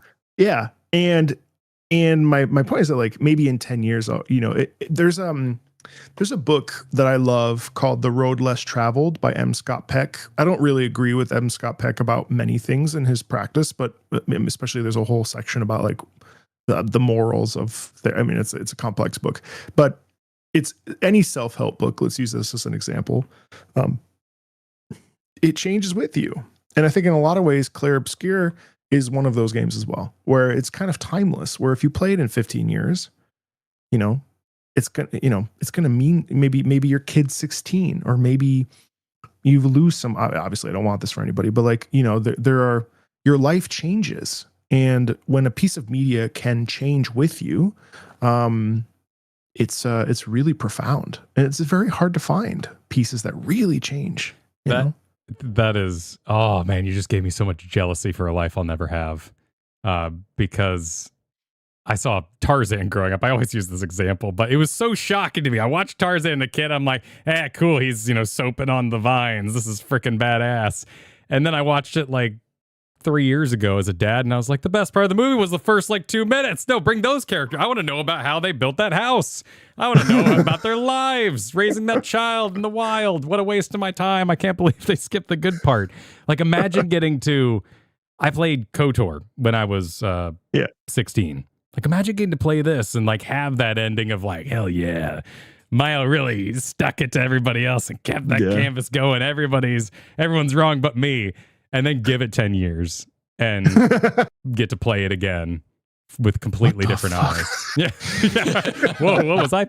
And that's so beautiful. And you're absolutely right. And over something like a Mass Effect, perhaps, for me anyway, it's something that I would enjoy seeing again someday. And I want to see. I played the whole thing twice as we were playing it, and I loved it. I had a good time. And I'm like, I'm going to go 100% it, because the other side of the coin for why I like it so much is, like, damn, this is a fun video game to play. Truly. What a tight, mechanically satisfying experience this game is. It is just a joy to interface with. And I want to do more. I want to nail Kyle down and be like, all right, what are we definitely doing on stream, so that I'm in my own personal save, I can go do whatever else, and who cares? Like, let me free me, Kyle. Because clarify, you guys didn't grow up with Final Fantasy. No. Wow. So there's no nostalgia bait here for you guys. No. We just finished. We played 1, 2, and 3 in order. Yeah. I remember. Which is also the order I would rank those 3. I would say one is the best, second is the second best, and third is easily the weakest for me. But and we're going to continue. When I get back, we're going to start 4, which I'm really excited about because I hear that is where the narrative is going to start kicking off. In terms of to tie back into a previous conversation we were having about this, like maybe causing some damage to our enjoyment of other RPGs. I think that is a risk for anything that isn't strictly turn-based. I really enjoy going back to a strictly turn-based gaming experience. Particularly this year, we cleared our first Savage Wing in Final Fantasy XIV. I started playing Hollow Knight. I'm still in the middle of that right now. I've definitely discovered this year that I, in fact, do enjoy difficult experiences in games. I thought I had kind of gotten away from it. I tried playing Elden Ring while I was getting a master's degree, and I wanted to die. I was so stressed out.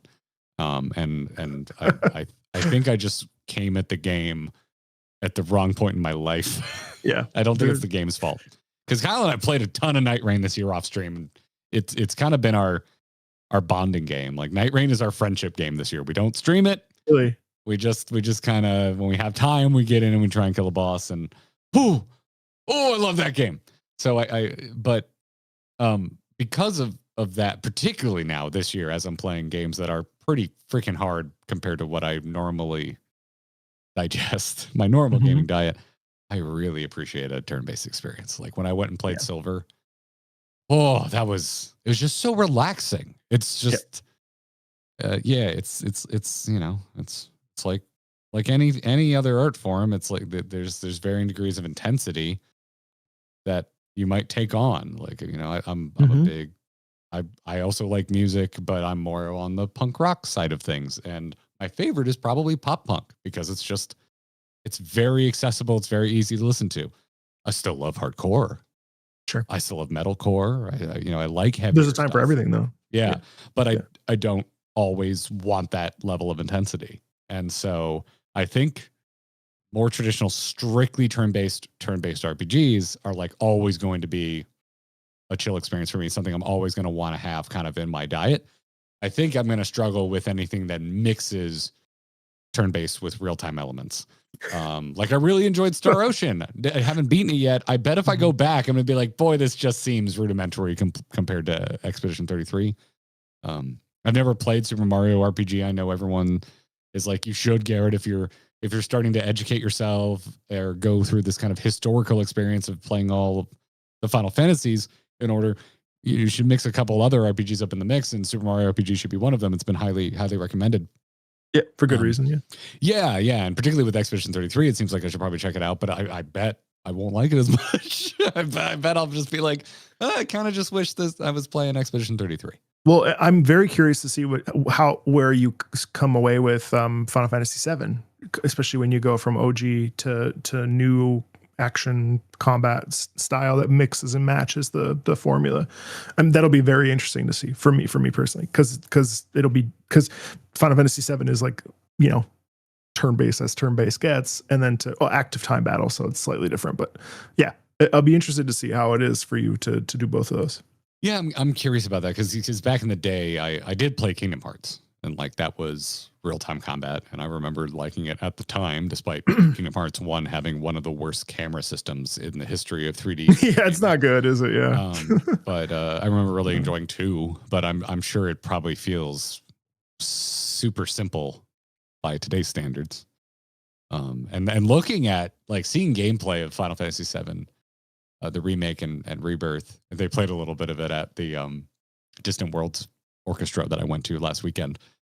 I was like, this kind of just looks like Kingdom Hearts to me. Like, it looks like you're just running around and slashing around. Like, yeah, a little bit more complicated, but it has, yeah, it's not quite Final Fantasy 15, which is basically just like a reimagined Kingdom Hearts system. I would give credit to the way that they've done it. It's a blend, but yeah, no, I mean, I think it's cool though that you guys have not had, because for me, because I grew up with Final Fantasy 7, 8, 9, 10, and Metal Gear Solid, but that's obviously a separate style. Like, I didn't love this conversation, and this conversation is really dumb to me, but like the conversation being like, well, there hasn't been a good turn-based game since Final Fantasy X. I'm anime, you know, and it's like, hold on now. There's a lot of good RPGs out here. Play a different game. Did you try playing a different game? Like, I get that people don't like anime aesthetics though, which is totally fair. But like, it's just very funny. You know, that there's a lot of people that fell out of love with the turn-based style. And again, but it's cool that you guys haven't had the like, I remember back in my youth, Final Fantasy IX, you know, you guys are kind of just coming at this with like, with modern 2025 sensibilities about what, you know, turn-based is. It's cool. I think it's really cool. Because for me, I was like, I love this. This reminds me of my childhood. And, you know. Yeah, it was Pokemon for me. Kyle, you beat Final Fantasy X, so you at least had a little, like some sort of touch point. Yeah, I started 10, never beat it. That was kind of it. Besides Kingdom Hearts, which I originally got on board just because I was like, holy shit, there's a Nightmare Before Christmas level. I like Disney, and I'm a big Nightmare Before Christmas nerd. So that's why I picked it up. And, you know, I think by 2, you were like Cloud and Squall were facing off against Sephiroth. And I was like, well, I know enough through osmosis to know that this is pretty peak. But yeah, but that was kind of it. Did you feel like, as a long-term fan, there were parts of Expedition 33 that were catering to you or were direct callbacks that we just missed? No, not really. I mean, the turn-based system was really interesting. It was funny though, because there are people that would suggest that this isn't turn-based because of the parry and dodge mechanics. But personally, I feel like it's just a wrinkle, just taking something and shifting it. And frankly, this is one of the more engaging turn-based games I've played recently. See, I'm not a CRPG guy, so I really like, as much as Baldur's Gate 3 is an amazing piece of media and I think worthy and deserving of its praise. I re-downloaded it yesterday, played it for 10 minutes, and I said, "No, man, I can't do this." So this was the first game that came to mind, by the way, when you said that there's people who say there hasn't been a good turn-based RPG since like 10. I'm like, Baldur's Gate 3? Like, yeah. I realize it's the camera is in a slightly different location. Yeah, it's the RPG style and stuff. But yeah, it's yeah, I know. But I so I felt that it elevated that experience and made it more interesting. Only to then realize that there are, you know, you talk about RPG, Super Mario RPG, which has ideas, or like the Mario and Luigi Brothership games. I think have a similar style, but there's nothing really that scratches, like, to go all the way back. There's nothing that really has scratched the itch the same way. Yeah, I mean, there's still. Have you played any Atlas games? Oh boy. So I don't. I'm not like a raging fanboy or anything. I made it about halfway through Metaphor and then got distracted. But I don't like those. I have tried. I've played about 30 hours of Persona 5 and I stopped, and only because I realized that I had another like 40 hours to go, if not more. If that, yeah. Persona 3's Reload is really cool. I like the concepts, but they just don't. It doesn't land. I don't really like. I think the only one I really genuinely think I want to commit to at some point is Persona 4 Golden. Okay. But I also don't really like the music of P5 because the acid jazz funk elements are really just don't. I've been listening to the soundtrack like the entire way through for an eventual video that I want to make, because I'm trying to figure out why I don't like it so much. And I'm coming away with like the only 2 tracks that I truly love are like Beneath the Mask and there's this another one that I can't remember off the top of my head, but like, yeah. So Atlas games, even Metaphor, I mean, it's great. I don't know. No, that's beautiful. I love. It's a dangerous statement. I love how layered this is. Like this is just an honest reaction. I'm like, yeah, I've got some of those too, but you're delivering it with so much hesitance that I want to know more while having respect for whatever it is you're going through, man. Like it's okay. It's also like why we like talking to you, because you didn't just hit us with like the streamer take. If those games suck, who cares? Like, no, well, people get mad. People get mad. People get like mad. Talking about that curiosity. Like, I feel like I love that you have a reaction of like, I don't like this. Why? Thank you. I want more people to have that, like that next step in the process. You're trying to define why, but there's a base level in there that just feels like those don't gel together for some reason. But I ask people to ask why they don't like something. So so it's like if I ask people to not do it, to come up with a reason why you don't like something, I can't just be like, well, I don't like it. Although that is a fair statement, but I'm not like, I don't like it, it sucks. That's not right. I know it's great. I know it's, and even with Rebirth, you heard me say, I think it's a fantastic Silk Song. Okay. I hate it. I think it's. I watched your descent happen tweet by tweet with that game. I hate Silk Song.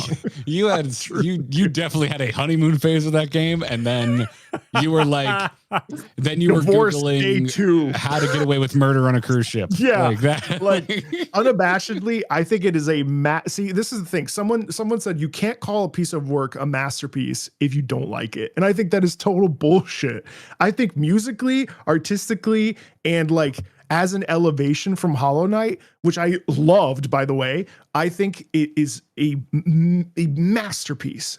I think it is the worst fucking game I've ever played, though. And I think that's just because I grew up with the Super Nintendo and I just already suffered enough with platformers and doing all that bullshit with no save states. I don't want to go. I don't need this. But like someone who didn't grow up with that or who has a high tolerance for it, I also have a low tolerance for challenge. I get a little antsy. You know, I'm an experiential gamer. I like to taste all the fruit. You know what I mean? I got my constant. I'm married. I like to, I want to taste all the snacks. You got your constant. That's fantastic. I love that. Oh, okay. All right. Because I already have my answer. Kyle, what is something that you do not like rather strongly that you think is a masterpiece? Oh, doesn't have to be a game. You know, it could be a movie. It could be. I mean, there are those movies that I constantly watch to figure out why they are considered masterpieces, like Blade Runner. I was about to say, are you thinking about Blade Runner? Blade Runner's the main one that I'm just like, I have told you many times that I wish you liked Blade Runner. Yeah, it's so important to me. Right, and I struggle with that. I mean, there are games that kind of sound more what Mark was talking about that I think of Stellaris, the Space 4X game. Can't be bothered. I love really nitty gritty strategy games, but the idea of being on that scope and then some raiders destroy my home planet. You can bust in my base, kill all my workers in StarCraft all day long, and I won't sweat it. But something about having a galactic view and then they still find my homeworld. Nah, big pass. You think you'll pass on like extraction games like Arc Raiders and stuff? Well, that's more. I just don't have any points in shooting. Like my character sheet, shooting is not on the list. But I also do things some people consider bizarre. Like I'm like, I have this real relaxing night plan. I'm going to play Darkest Dungeon. What? How do you relax during that? Well, I mean, I'm not in real peril. The music's pounding. My guys are dying. Their hearts are exploding, but I'm fine. That's like I put on the heaviest music on that I have saved to my phone when I try to fall asleep on an airplane. Oh, wow. I just find that it is the only thing that actually drowns out the noise of the airplane and lets me go to sleep. So I fall asleep to like Darkest Hour. That's amazing. My headphones. What was yours, Garrett? Yeah, what's yours? Breath of the Wild. Wow. Fucking hate that game. Holy shit. Okay. But I'm like, I understand that it's a really well made game that I didn't ask for and don't want. Like, do you guys fear your opinions? Like saying them? Not that no one's come after me for that. Like almost everyone's like, I get where you're coming from, and even if they completely disagree. Now I'll follow it up with what I do think is legitimately bad, and I just do want to shit on it, is the soundtrack of Breath of the Wild. It is the worst Zelda soundtrack ever made. Do you have a frame of reference? Is that why? I don't know, music that actually goes off and makes you feel something as opposed to one note at every 30 fucking seconds. Like, it's the musical equivalent of shitty lighting in a movie. It's just like everything's vague and ill-defined. I went back and played the Nintendo Switch 2 version and actually enjoyed it much more than the Switch 1 version. Because shout out to Jack in chat right now who wrote, "There's a soundtrack in that game?" Oh my God. I will say, I actually feel the piano is quite charming. But as I an totally instrument, get, yes. I agree with you. I do get what you mean. I mean, especially I prefer it when you play the piano. Yeah, that's what I like. Yeah, that's piano music. I mean, I just played Wind Waker, and I'm about to start. As soon as I finish Digimon, I'm going to pop over to Twilight Princess, which I've never played before. Oh, cool. So yeah, so those I bought a Wii U to play it and stuff. OG, because I enjoy wasting my money on hardware that I use for 2 games at a time. It doesn't matter. There's something about that sound and the melody driven music that is it's much better than Breath of the Wild's. Although I hear you and I see you. Yeah, it's my quickest way to just becoming a shit talker. The only reason I asked that though was like, that's fair. I just, I think as I've become more comfortable with moving away from like being a third party who analyzes and talks about tracks and more of like an active, because I am an active consumer in this stuff, which is also why I wanted to talk about it.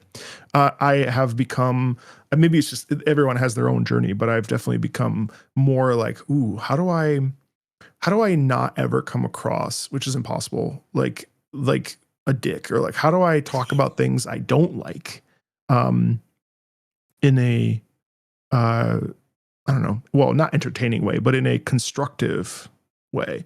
Because like the thing that I always hated about opera school and opera performances is that it was rarely constructive. It was always like, this isn't good. Or a gamer,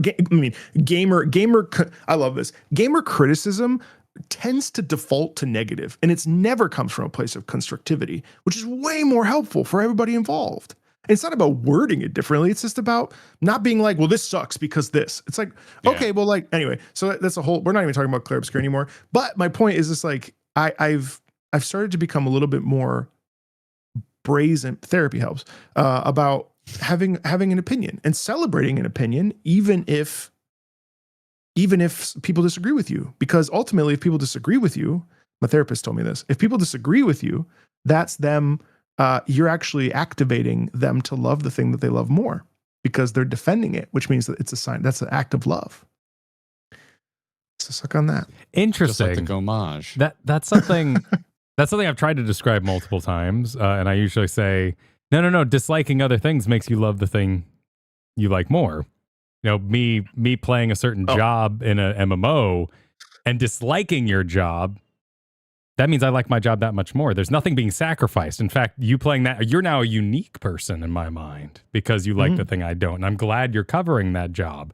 And I look upon you with more wonder than I previously had. That's beautiful. But that's beautiful. Much like, Kyle reacts, it doesn't really convey a lot. You can't convey it quickly. It's a complex thought. Well, unfortunately, we live in even with this game, to tie it back to Clair Obscur, it's like, with the endings, it really isn't this or that, and I feel like the internet thrives, and I mean just gets such a hard on for the idea of like, this is bad because today I saw a video, Pokemon Legends ZA is terrible, don't buy it. Incredible title. I mean, because it's like so disparagingly negative, so of course it's you click on it. But the flip side, there's that. You can't just say, I have mixed feelings on this. People are probably not going to, they're not going to click on that nearly as much as being like, this sucks, or this is the great, like, because I did a Nier video where I said, this is the greatest soundtrack ever made. I believe that. And so I said that statement. And then people in the chat come in to dissent that comment. You know what I mean? And I find that very interesting. There's no middle of the road really, because you can't really express it in a video. I don't get in a thumbnail or title. Yeah. I don't get as mad at YouTube titles or thumbnails because it's like, well, there's still a video in there, and that's the message. Like if that's you're true. Mad at the message and all you read was the title, it's like being mad in an article and all you read was the headline, being mad in a movie and all you looked at. But that's what most people do, though. Yes. But they've been doing it forever. Like, they've been doing it with the title of books. They've been doing it with the headlines on the newspaper. They pick up the newspaper, they read the headline of the politics that made the front page, and then they flip to the classifieds that they're looking for a job. They flip to the comic books if they're a big Garfield fan. They go to sports. If they're a sports ball fan. Like we've been doing that. We do that with every medium on earth. I guess we do that with, because our time is limited. And I actually think to some degree it's healthy. I don't think you can hold your nose into the nitty gritty information of every single thing that's happening all the time. I think you will go insane. And I think that's not to get too heady, but I think that's one of the biggest challenges of the interconnected world that we live in the modern day. 1,000,000%. Is that type of stuff is just ever present, and one person just cannot deal or parse that much information all at once. But yeah, I don't know. It's a David Lynch quote where I think they were asking him about like, why don't you like explain the message of your movies more? And he just goes, the movie was the message. Watch the movie. That was the message. It's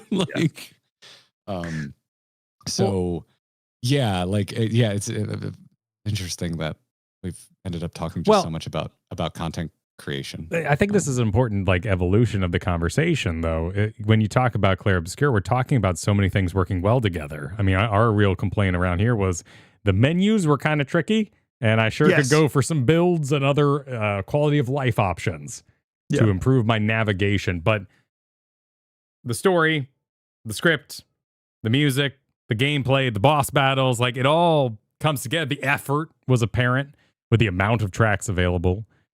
Is there, Marco, a game, because it's so easy, you always see this like, oh, the movie's crap, but man, those costumes were great. Have you ever played a game that you love, but the soundtrack was awful? I'm playing it right now. Digimon Time Stranger, I think, has an incredibly average soundtrack. But it is absolutely one of my favorite games of the year. I'm playing it 1,000,000% as a gamer, not as a person who likes to listen to video game music. There was a part in our stream where Garrett fought the gross tete, the face thing, the parry boss. Gross titty. Yeah. You can just say gross titty. Yeah, we fought the gross titty. And he had this guy on the screen? Yeah, and he had to back up the car, so he turned off the music so he could concentrate and parry all the and chat didn't riot, but they're like, this is wrong. It seems so weird without the music. Everything's gone quiet, and we had to turn off the voice lines too, because without the music, you just had Verso going, didn't really need it. Every time he healed on a parry, it was driving us insane. I was trying to parry to the beat of the song and not to the attack timing. Oh, that's fair. Did you do this particular challenge? I did, yeah. Okay, yeah. So you know how long it goes on for? Yes, forever. It's like what, 15 hits? Something 150, crazy. I believe. Yeah, 400, wasn't it? It was something insane by the end. Yeah. Was it that many? Yeah. Go to how many parries are at the end? 142. 142. So yeah, I think it's 150 attacks total. And I did 142 out of 150. Oh yeah. 12 boss turns. Wow, that's amazing. How many? 142? 142. Wow. Yeah. I locked in. It was that was a challenge day. We were doing side quests, and we had a goal on the previous stream that if we hit it, we were going to play parry only. And being the absolute mischievous bastards that they are, and I say that with all the love in the world, because I really do legitimately love some of the trouble chat gets us into. They knew it was parry only day, and they were like, "Hey, boys, you should go try the gross tete." Because you can dodge that. You can dodge that boss and win. Yeah. But Chad made us do it on parry only day. How much did you parry versus dodging overall, would you say? I think most of Act 2 was 75% parry. Nice. Act 3, we were on expert, and we put no points into health, and I had Mael permanently in virtuoso stance, which makes her take extra damage. So I was dodging like a weenie in Act 3. Nothing wrong with that. Nothing wrong with that. But again, that's also very divisive, because I saw players that just could not parry for the life of them, no matter how hard they tried. Meanwhile, people were telling me, people would come into my stream when I was doing the fight with the Dual East, where they were like, how is he so good? And I'm like, just got the sauce, baby. But like, it's amazing how some people Yeah, really struggled. And again, it's a divisive game fundamentally. It's amazing. Yeah, the gross TT is that's quite the fight. So what kind of, if you would even call it a fight, it's an exercise. it is, yeah. In general, like that range is not something that I'm personally embarrassed of. If you verse me in Mario Kart, I will turn on auto drive, and someone will be like, "Oh, that means you can't do the third drift." I wasn't gonna anyway. Like, let's go. I'm aware of my own limitations. I'm all about this. I like that too, because then when I lose to him, I can call him a dirty casual who's using and I get that give, that older brother give of being like, if I won, but I totally cheated. So, feel good about yourself. Don't worry about it. Yeah. Yeah. Oh my Lord. Yeah. Well, by the way, I found the stats of how this charted, by the way, the soundtrack for Expedition 33. It hit #1 on Billboard's classical chart. That's badass. This was back in May of this year. It hit #1 on Billboard's classical album chart and classical crossover album. It was number 13 on the official soundtrack album chart and number 31 on the official album download chart. Wow. And back in May, they had 18 million streams. Wow. I can only imagine what it did. Like, I have Spotify up. What is... Oh, Jesus. Like the track Lumiere has 24 million streams. Yeah. You know what's crazy? When a couple months, I think about a year before the game came out, people were already starting to they were like, hey, this game music, I think you're going to love it. And I actually was really skeptical. I was like, oh yeah, Andy Serkis, where'd they get the money for this? What is this shit? No way. What? One guy on SoundCloud is where they got the money for this. Well, yeah. And then I played it in the first 20 minutes and I was like, oh fuck.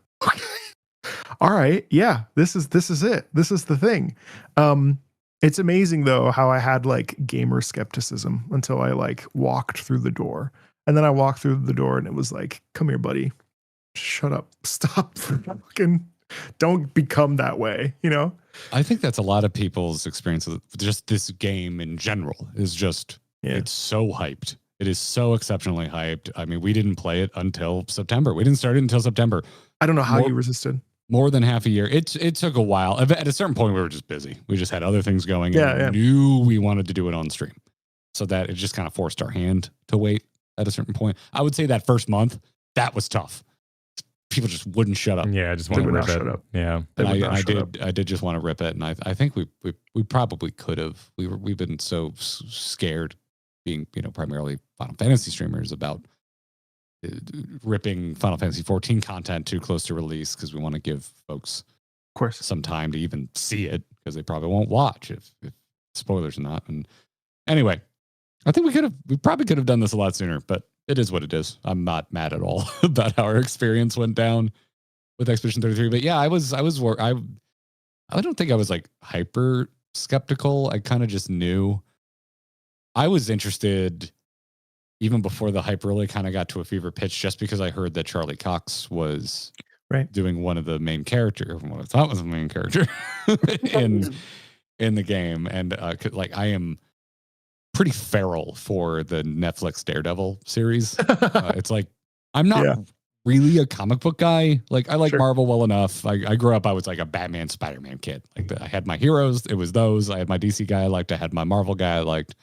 Pretty much, I think I just like anything that takes place in New York or fake New York. So it's just not my thing. But I got so in on that Netflix Marvel stuff.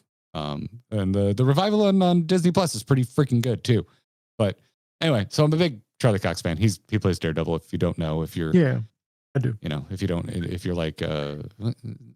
I'm not making fun of you, Kyle, but if you're kind of like Kyle in that you don't watch a lot of live action stuff. True. But I was already interested in it. And so I just because of that, it reminded me of Last of Us. I remember Last of Us came out and there's a lot of hype. Yeah. And I just kind of had this feeling of I already know I'm going to love this. And that's how I felt heading into Expedition 33. I'm just I just have a feeling that this is going to land for me. And it did.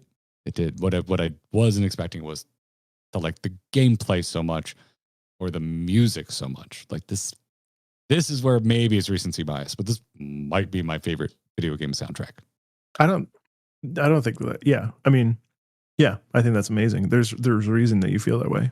I mean, also too, like the fact that the soundtrack is so tethered to the game, it's like really inseparable. Like kind of, you know how sometimes you'll have like I don't know, whatever, and you try to split apart the thing and there's all the glue on the inside and you kind of see the glue, but it always kind of comes back together. It's kind of like that. You need the music in this game, I think, to like it buoys the experience in such a big way.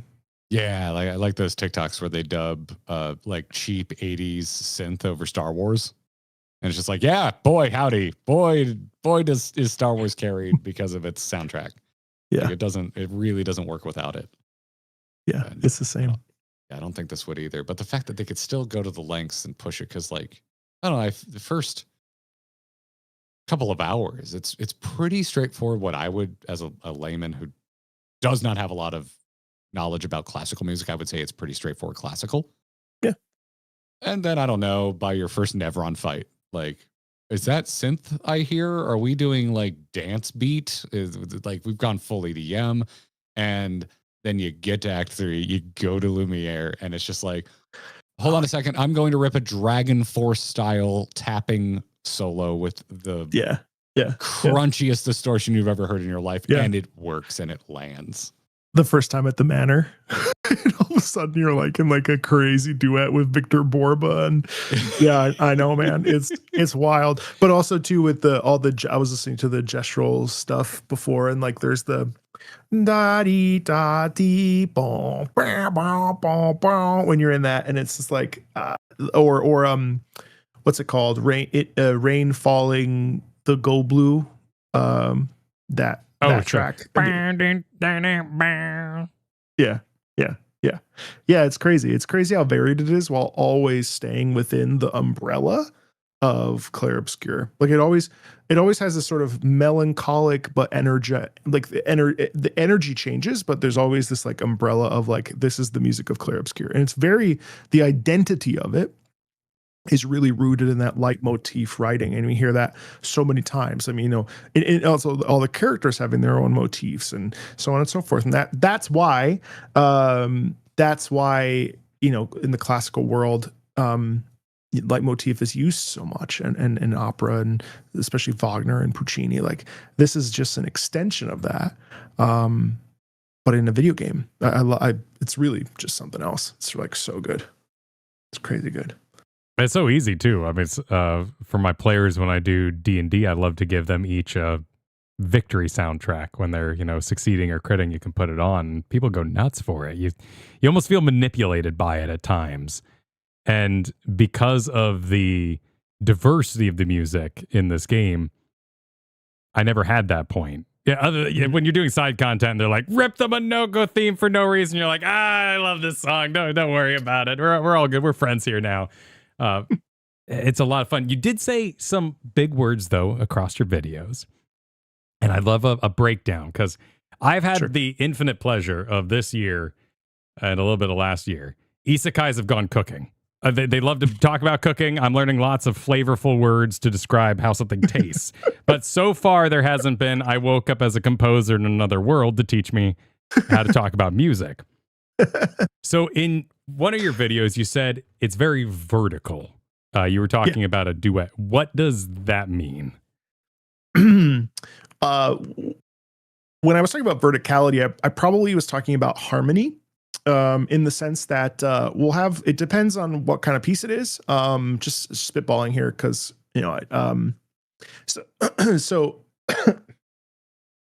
in my mind, there are some tracks that are left to right tracks. Like they're just like this. But when you add layering, they become vertical. And by vertical, I mean, if you're looking at like a digital audio workstation or something, or however, like a Pro Tools or a Cubase, whatever the programs that are used for the writing music on a computer, things tend to stack. And so verticality can mean that. So like we just have a ton of instruments on top of the base layer. right? You can also do it the opposite direction and have a lot of lows and a lot of different things that are on the lower end of things. Or verticality can mean adding voices. So a prime example of this would be, I don't know, off the top of my head on Lumiere. Oh, let's go with, let's do Lumiere. The back half of Lumiere. So we have Alice is the soloist, and then you add the chorus. And what that does is it creates a sense of scale and verticality because we're adding voices to the top of it. Or if there's, have you ever heard Grandma from Nier Automata? No.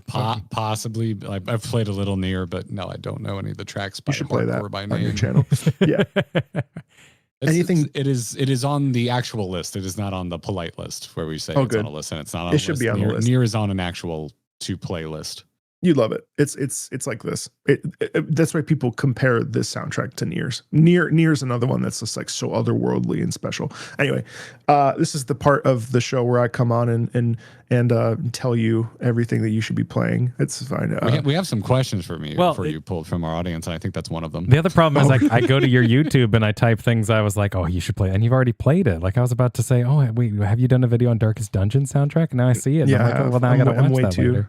I've got like 1,500 videos. It's too prolific. Well, what about Dark Tide? Surely, no, that's right here. Yeah. Oh, there's lots of Dark Tide on there. Yeah. This man plays everything. I have way too much. Persona.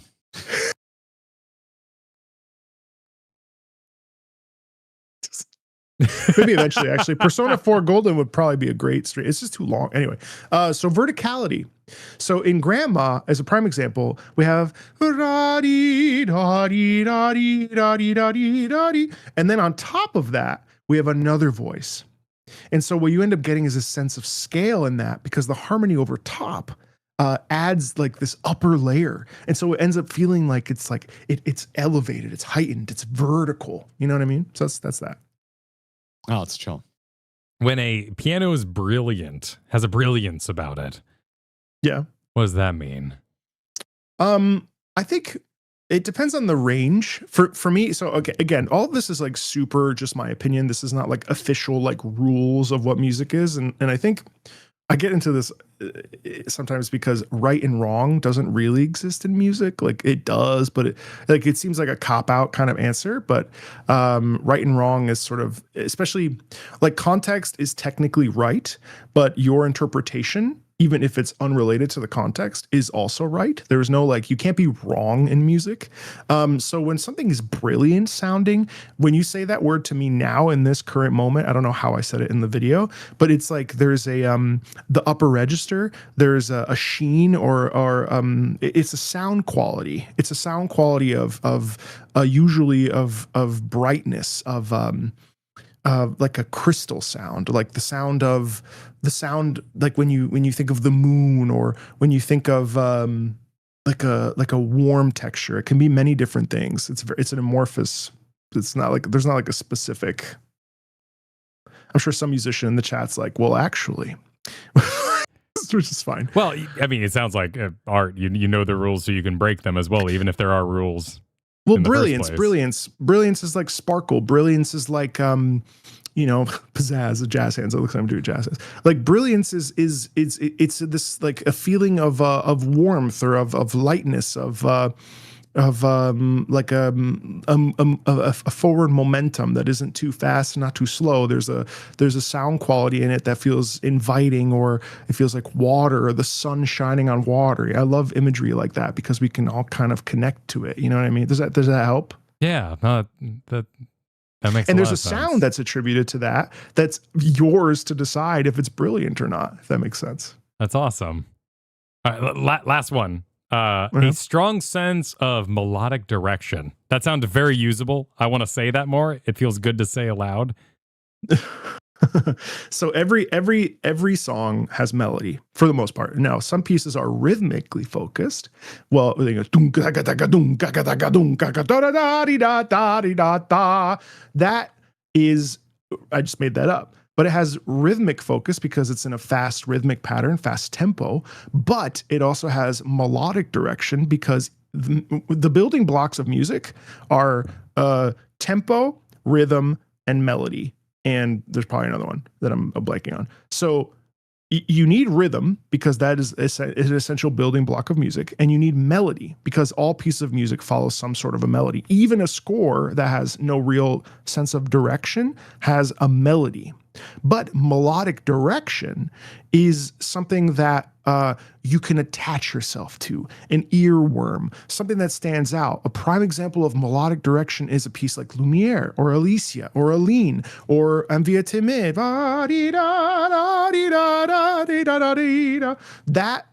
That's a motif. What's that? Is that Gustav? It doesn't matter. I've been listening to Lumiere, and it's evolutions a lot lately, so I only have that hook stuck in my head at the moment. I am. Well, so the idea of melodic identity is something you can attach yourself to. Something like anything from Final Fantasy XIV has what was the word I used, or what was the phrase? Strong melodic. The quote here, melodic direction. Yeah. So a prime example is Final Fantasy XIV. Melody and like earworms and like the musical essentially, like music can be a noun, and like it can describe a person, place, or thing through melody. And I'm getting so jumbled up because I wasn't expecting like I'm like, I don't know. I just say shit. But like the idea is there's like everything has melody, but not everything is memorable and has direction with it. So like Soken always writes melodies that have momentum in them, that are telling a story that you can attach yourself to, that implant themselves in you. Whereas like John Williams is another prime example, Joe Hisaishi, Studio Ghibli stuff. Like these are guys that like write music that like guides and has melodic direction. Whereas let's say Warhammer, Mechanicus, Children of the Omnissiah, not necessarily melodic direction, but still very heavy in the way that it makes us feel and the way it makes us connect to that melody of the children and the chorus singing in celebration of the Omnissiah, right? It's mostly just earworms. Does that make sense? No, that's great. No, I'm sorry for the pop quiz. No, it's fine. What I find so fascinating about the way you make videos is you are improvising what you have to say. And there's something about 3 feet away from your eyes that you see. Like you kind of, you imagine the sight of the music almost when you're talking about it. And then you attempt I really struggle. In context, I really struggle. Like I was watching Violet Evergarden on my Patreon, and I stopped talking about the music because the imagery dictates the music and the imagery. Same with Clair Obscur. The music and the imagery work so well together that it's really difficult to then become imaginative. And I have to tell you that one of my biggest pet peeves is people that, no disrespect to anybody who watches, like obviously like live your life.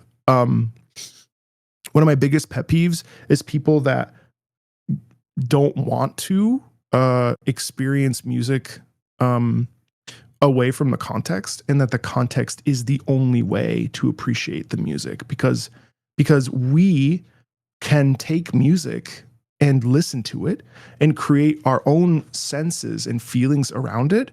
And I don't think there's anything, I shouldn't say pet peeve, I'm sorry. Like there's nothing wrong with like hearing a piece of music and relating it to the experience of the game. I also think it's sometimes we have a bad habit of having media in front of us and we get distracted because there's gameplay, media, movement, characters, sound, music design.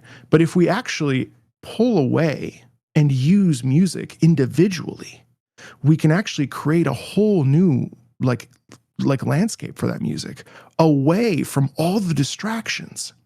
And so when I started my channel, I actually refused to show gameplay footage or attach any of the original gameplay experiences when I wasn't reacting, because I find that it's more meaningful to just listen to it for its own sake, even if out of context, it doesn't sound that good. I listened to the Prototype 2 soundtrack a week ago. It's fine. It's fine. It's nice. Does it work better in game? 1000 fucking %. You know, it's more interesting in game. But like, it's still worth it to then take it and be like, okay, well, what do I hear when I hear this? What does this make me feel like? What is going on in here? What is the context? And for me, you know, do I connect it to my past life? You know, there's a song in Outer Wilds that you're going to play eventually, 14.3 billion years. People are like, oh, the context. I got to the context. I didn't find it all that moving because it reminded me of my dad. So that was my context. Way more powerful than the game context. You know what I mean? Potentially. Yes. Yeah, 100%. So all this to say, like, you know, I shouldn't have said pet peeve because that was actually wrong. But what I mean to say is that, like, we need to do a better job if we want to listen to, like, you're talking about Night Rain. I don't like Night Rain at all. 3 out of 5. 3 out of 5. Don't like it one bit. But you know what's amazing about that? The imagery that comes from listening to Caligo, the demon, whatever the track is, the dragon, or Midra, Lord of Frenzy Flame from Shadow of the Erdtree. Like the imagery that FromSoft composers, Shoei Miyazawa and stuff are able to create. You don't need the game to show you. You know, that's a very long soapbox. I'm so sorry. No, that is beautiful. You answered my question. Okay, cool. Yeah, it reminds me of being you untapped the cork and I just went. That's ADHD. Well, I asked you what you saw in your imagination and you told us that. It reminded me so much of like, here, play this pre-made adventure. No. Why would I? No, I'm going to look at a picture of a troll and I'm just going to see where it goes. And that's my experience I'm having with the art, with the resistance to fire, weakness to fire, and how that, I've got a wizard in the party, and hey, I gave them once a bottle of magic fire. Like, what? And you sit there with no words in front of you. Yeah. You're a DM, right? Yeah, dungeon master. That's your skill. That's very cool. And you just and you let that ride. And that's why I find your videos so evocative, is because I see you doing that with music. It's such a relatable that's activity so fucking cool. you're doing. Yeah. And so something that is very unapproachable, like music can be, because of all the rules and the strictness and the politics that can get involved. I see you have those moments and I go, oh my God, like maybe this is something I could actually get into and actually learn about. I think it's really great that there are channels like 8-Bit Music Theory is an amazing channel. And he's so good at breaking things down on a granular level about why. He just put out a video just I think 2 days ago about how to sound like Hamauzu from Final Fantasy 13, and it's amazing. And I really respect being able to sit down and look at chord structure and organize my ideas that way. But I also think like I mentioned earlier, people want to be, sometimes inadvertently, to be othered. And I would rather come to you as a person who is like you, who can say, hey, this is how music can move you as a person. Like I've had people be like, well, I don't need to watch his videos anymore because everything he's saying I already do on my own anyway. Great. That is as it should be. That is as it should be. I do have 14 years experience doing it though, but so it's a little easier for me. But like everybody has accessibility. Music is for everyone. We have accessibility. We don't need to give a shit about the chord structure. Now, it's great that it exists. It's great that Charles Cornell's out there on the piano showcasing the B flat major chords and all that other. Like, that's great. He's an amazing creators. But you and I, it's just about emotion, baby. It's just about how we feel. It's about how we connect to things. And as an opera singer, my task was to connect to people, was to be a vessel for people to connect to the more complex stuff, to be the vessel for sharing. Anybody can do it. It really pisses me off when people are like, well, you don't know every instrument. You're not a real musician. The fuck? Why would I know every instrument? What? Am I not allowed to learn either? What is this? You know what I mean? It's fine. My Lord. It's fine. I'm amazed at how much drama I get into on accident. It's just I'd like to share. Maybe sometimes too much. But anyway, it's for everybody. I would describe you as someone who wears your heart on your sleeve. I'm way too much of a sharer. I'm way too much of a sharer. I think of myself as that. Like Yeah, it happens. Yeah, the comments on the internet. I mean, like it's a mixed bag.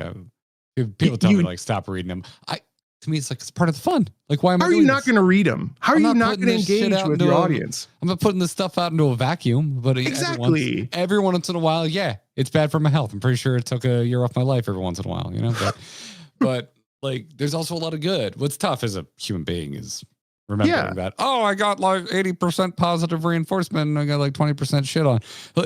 It's hard. Let me focus on the shit on. Yeah, exactly. Because you're going to remember that, much like you're probably more likely to click on a negative title. Right. How are you not going to engage with your audience? Why would you make it? Why would you do it? I hate that shit. I think for me, it's important to self-realize if I'm like just not like my armor's just not up that day. Yeah. Like, because I don't know, like when we guest on other people's stuff, you could ask like, is it hard to read the comments? And it's like, well, the real answer is like, well, what kind of day am I having? Because if I got up and I'm out of coffee and I stepped in dog shit and, that made me, 5 minutes late for a meeting and then my internet goes out. Yeah, that's a hard day to read comments. I'm probably going to go off on somebody. I just thought of something funny. But yeah, like there's a ton there was some truly unhinged on main comments about like our choice in the end of Expedition 33. And I haven't deleted any of them. I haven't banned any of those people just because the day after we finished that game, like you could not spoil my attitude. Yeah. I had such a good time finishing that game and I was really excited to see what other people said. And I came out completely unscathed. I've read some shit where I'm like, in my head, I just went, you are a disturbed individual. And I just went on my merry way, whistling, leaving the comment up. Like it didn't bother me. But then there are other days where it's like, I'm going to leave a comment and I'm going to check if you replied to that comment. No, you son of a bitch. I need you to know that you are not, that I do not condone your buffoonery. Like, actually, no. I was talking to my therapist the other day. My therapist is like a 43-year-old dude. He's like a corrections officer. It's hilarious. And, is that an analogy or is he literally a corrections officer? Literally he's on Talkspace and it's amazing. I see him once a week and he's kind of like a no bullshit kind of guy, but he's also like soft and I'm a soft dude. I'm a soft man and I'm okay with it. Actually, I don't know if I can say this phrase, so I won't say it, but it's fine. Anyway, now I'm gonna ask later. Yeah, you can ask me later. I remember I was on Twitter, which is where all the source of the greatest amount of bullshit exists, and someone was like, "You really changed," and I know you're gonna block me anyway, but because I love to hide people. I don't delete comments. I delete people. That's what I do. I just say nope. You come into my house. I invite you in. I have an open door policy. You are welcome to come and have my meal. But if you take a shit in my house on the floor or you criticize my meal in front of my face, you are not welcome back. That is the rules of engagement at anybody's home. So I rent my apartment from YouTube and this is my domicile. The thing is we live in a wide world and not everybody is aligned. And I would much rather, I guess I live in an echo chamber.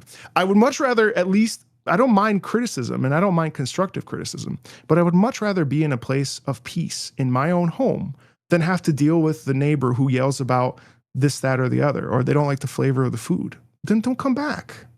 And my therapist though, I was like, someone was like, you've changed. You need to get off this app. Something's not, because I was like, fuck. And I was like, did we go too far or am I being gaslit? And he was like, no, dude, you're being gaslit. You're fine. Like, because I care, I worry. And we talk about this and it's like, you should care. If people say, you know what, Garrett, what the fuck's going on, man? You've been like really aggressive in the if you get 10 or 15 of those, then you pay attention. Otherwise you're just getting one guide. Well, like you probably should. And right. I've been in that seat before. I will probably be in it again. Working on myself. The goal is to extend how much time in between those moments I have in my life. Yeah. There's a time in my life where it was, every month I was fighting with somebody. The son of a bitch. Yeah, no, you got it. Space is good. Yeah. So no, I always come back. I mean, there's definitely days and when I'm like if I'm traveling or whatever, particularly if it's like an actual vacation, not traveling to go to a game convention, because it's fun. It's still work. Though. It's still work, but it's fun. But it's still work, but it's fun, but it's still work. I'm thankful, but there's parts of it that are still draining, all that kind of stuff. But I just like, no, I'm honest. Like, yeah, if I'm having a bad day, I probably shouldn't be reading comments, and I try to be mindful of that. I'm getting more mindful of that, but maybe you only read them. This is too much for your chat, but maybe you just read them when you're on the toilet, and then you just flush them down with everything else. Oh, that's metaphysical. Yeah. I think my angriest comment, my angriest replies have probably been from the toilet. Just don't want to get a hemorrhoid. Yeah. No, and just to put a little bow on this little mini conversation, is just like I don't want to be misunderstood as saying like I can't handle people disagreeing with me. No, of course you can. I lose people all the time that disagree with us. Because a lot of times I find it fascinating, and especially if you include like why you disagree, why you feel the way that you feel. Yeah, that's great. I really like that. I think that's really interesting. And there is meat there. That's constructive. That's constructive. It's interesting. But if you're just like, you picked my L, you suck. Like, it's like, okay, well, like what? Way to not understand. Someone said that to me. Way to not understand. And I was like, no. Yeah, like Kyle and I joke all the time that like we're one bad day away from banning the word imagine. If anyone starts their sentence with the word imagine, they're getting banned. My God. Like, that's like me with criminal. It's criminal. Oh, that's an interesting take on it. I don't think we ever get that. No, but really, we ever get criminal. The different microcosms. Yeah. And imagine you were. Yeah. Imagine not. Imagine reading. Imagine parrying. Really, you get a lot of those. Oh yeah.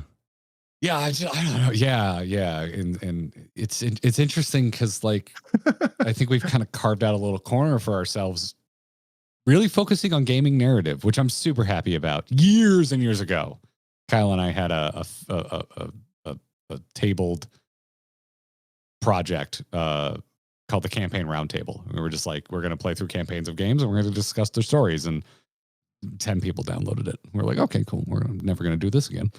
And now it's like, oh, I think we kind of accidentally ended up kind of finding the better version of that through Isn't that amazing? So beautiful. What we do around here. And I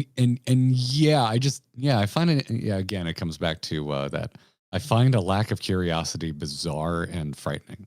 Because it's just like, we don't have to agree. No one needs to agree. Isn't it cool that we don't agree? Isn't it cool that we have a different read? Isn't it neat that because like I agree on a base level that some people could do with maybe a little more introspection on the media literacy front, but I think we've done way more damage with any sort of discussion because of like weaponizing the term media literacy than we have any help. Yeah. Like it is just a bullet in an argument's gun to fire off as soon as you disagree with someone. Same with if it's a game for everyone, it's a game for no one. I get that one a lot now too. Oh, I've never seen that one. That sucks. What a reductive nightmare sentence. Yeah. I think it popped up at first with like Helldivers because they were doing thing. Yeah. And then now it's like, well, it's a game for anybody, it's a game for no one. And it's like, okay, well, that's okay. That's the sure. Also, Helldivers, what a weird game to okay, like sure. No, why. Because I'm like, oh yeah, okay, I can say like Fortnite, but like that's why it's popular. Like it's a theme park. Who cares? Like no one's going to Disney World expecting to be challenged. Like it's okay. Not everything needs to be a battle. Not every waking moment of your life needs to be a struggle. Eat a piece of cake every once in a while. Get a double stuffed Oreo. It's okay to treat yourself. It'll be okay. Yeah. Anyway, Clair Obscur, great game. Sorry. Yeah. We've deviated so far. Oh, it is. Sorry, chat. Sorry, yeah. So who's your favorite character in it? Like, who'd you come out of being like? Lune. Lune. Oh, good pick. Good pick. I love feet. No, that's not why. I love Lune. Not beating the allegations. Actually, don't. It's a separate conversation. I don't get the whole. Never mind. I told you. You can't argue. Everybody enjoys making humor out of kinks. That's it. That's all. I don't get the feet thing, but I get it. It's cool. Yeah, it's fine. Yeah, but I actually really like Luna because I think her abilities are really cool. And and I, I'm sorry. What? I'm just like, well, you see, what you need to do is you need to appreciate some feet removed from the rest of the context, so you can really learn the difference between like cute feet and not so cute feet. I was trying to make a joke based on very serious conversation we were having previously. Yeah, no, that's fair. Yeah. No, but I like Luna because she's really inquisitive and she's an intellectual and I felt a lot of myself in her actually, and she was really fun to interact with, and she was definitely my favorite character. How about you guys? That's a good pick. That was a good pick. And this is why I'm struggling with the ending. I was surprised to find myself by the end of the game being like, man, Mael is my favorite character. And I feel a bit like the writers gave me a middle finger for liking Mael the most. Yeah, I could see why you feel that way. Especially because it's like she ends up being, well, I mean, you could look at it two ways, right? Because on the one hand, she really like stands her ground. Yeah, if you follow that through to her actual ending, she takes it so far. She goes too far. I'm still ruminating on this, and at some point, Kyle and I are going to sit down and have a full-on review discussion of the game. And so this is an answer I'm trying to find for myself, which is, and I think I believe this, and I've already played through it twice. I don't think they built the groundwork for that ending. It's very sudden. Yeah, I didn't. Yeah. It's distinctly. It's not on the same level of unearned as I feel the ending of something like Game of Thrones is, but it reminds me of it. The speed of it reminds me of that. Yeah, it's very unceremonious. Well, it's funny because unceremonious, but it really feels like everyone's together. This is terrific. Wow. Oh, why is it black and white? Oh, Verso has a beard and he's older. Oh fuck. I feel terrible. yeah. And the chords are, it's a very like, and it's like, okay, well, why? And I don't know why they wrote that, to be honest. Like, why did they choose to be like, well, she got totally fucked up. She's sick. Why? I don't know. She was in the painting too long. I don't know. Yeah. I think I really hung on the letter from Painted Alicia, which she has that line about like, maybe you can find a direction that mom and dad did not. Right. And I was like, that's cool. Like, what if she does? And instead it's like, no, she just kind of becomes Mom, the sequel. Yeah. Like an even worse mom. I don't know why they chose that. Yeah. It irks me. And so like, because it's not a game where you're playing a character you made. You are playing very, very defined characters. You're not playing a Mass Effect. You're playing not even a Witcher, because Witcher, you have a Geralt who is a very defined character, but you, at least in the game of The Witcher, you can really manipulate his path based on choices that you make more in a Mass Effect style way. So, because like you have a few options throughout the game in dialogue, but none of them are as game changing or narrative changing as the choice at the end. And so, do you feel it was a good ending? That's my waffling right now, because like I said, I'm like the Mael ending. I love how bleak it is, and I'm assuming that's kind of what they were going for. That there was more in between, and for kind of like for the sake of brevity, kind of like the title of a YouTube video, they just got to the point. They got to the inevitable end of the trajectory that she was on. Yeah, and that's my most charitable read on the situation, and for just pure hype levels, it's a strong ending. Cutting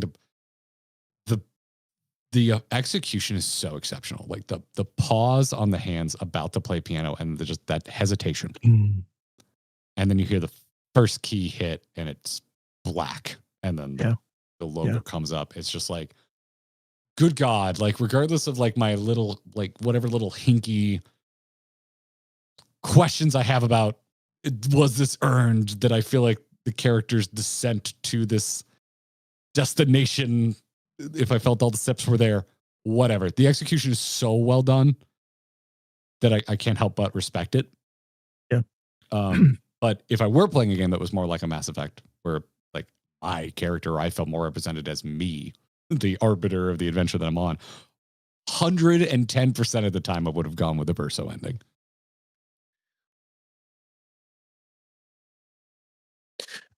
There's no doubt in my mind that's the healthier way to leave things.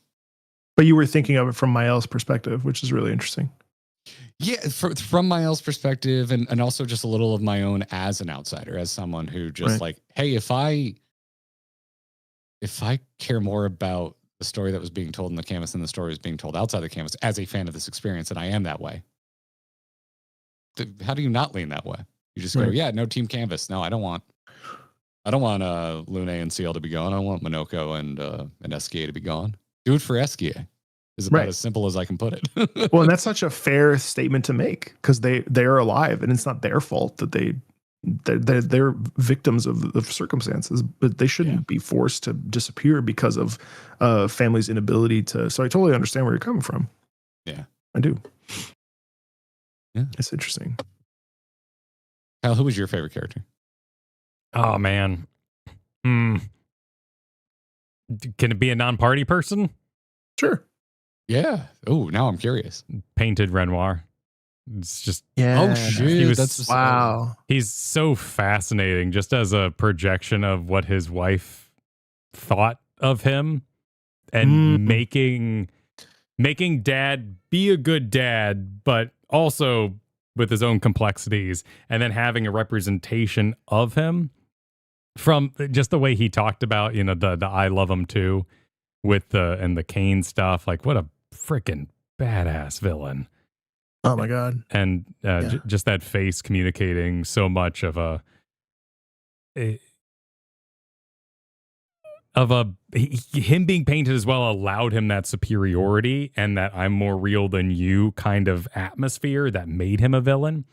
I think it's freaking beautiful that, Renoir real Renoir wanted to apologize to Verso and wanted to give everyone the best gommage they could possibly have because he respected them, but knew that they were a construct and had to be destroyed in this case. But Painted Renoir was just so freaking sick.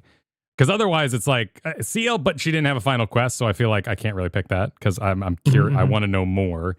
And Minoko, freaking awesome. And I get why we didn't get more. It was the perfect amount of Minoko. Would I have loved one more bell ring? Hell yeah. There's that scene where they give the goodies to the curator and time freezes and his bell is just ever so slightly swinging. I'm like, he could break the other world. His bell will, and he does it in Serene. He breaks everyone out of their mind control. Or when he's just getting slapped in the faces with masks because he is a mask, He can't put on a mask. Amazing character, but to ask for more is wrong. Yeah. See, with the masks is so funny. It was such a just someone had a moment of realization of like, wait, Minoko's already wearing a mask. How do we reconcile this? Have it bounce off. Slap him in the face, man. Yeah, Painted Renoir. That's a really good answer. Really good answer. Perfect. Oh my word. So yeah, I have no idea how to tie up the extremely roller coaster discussion we've had with Expedition 33, other than to say definitely my favorite game of the year, maybe my game of the decade. Yeah, 5 more years, 2020s to top this. Yeah, I feel the same way. Something will eventually. And that's the cool thing. Of course. That's the cool thing to hell yeah to know. I was like just kind of like low energy when I came home after beating it. And Katie's like, you good? I'm like, yeah, I just got like end of good book sad. And I was like, the good thing about that feeling is, eventually you'll have that feeling again. It's a weird way to look at it, but it helps me kind of just like look forward to whatever unknowable awesome thing I will stumble across next. And the thing is, like, there's amazing stuff. Like I started my anime arc and I'm watching it on Patreon and stuff. And I am finishing up Fate Zero, which I love so much. And this happens. I've noticed this now. This is the 3rd series that I've free ridden: Violet Evergarden, Witch from Mercury, and then Gundam, and then now Fate Zero. And I always stall. I was supposed to film the last 5 episodes this weekend, but I'm like, oh man, but if I film and I watch it, it's done. Like maybe just delay. And I just delay, which is not good because, you know, people pay money for that. But it's like, but it's also like, oh man, I don't want to finish it because then it's over. Yeah. And it felt like with this, there was both. There was the dance of like, oh, I can't wait to finish this and like what's going to happen. And also, fuck, like, damn. And you just know, you just feel like, and it's not, I don't think it's hyperbole to say that it is such a moving and monumentally beautiful experience. You know what I mean? I think that's one of the unparalleled things about video gaming is the pressure because you're good enough right now. Like, I have to beat Hollow Knight this weekend. Otherwise, those skills will degrade. A book, I can put it down. I can walk away. I can read a Wikipedia and be real careful. I don't go too far and get caught up.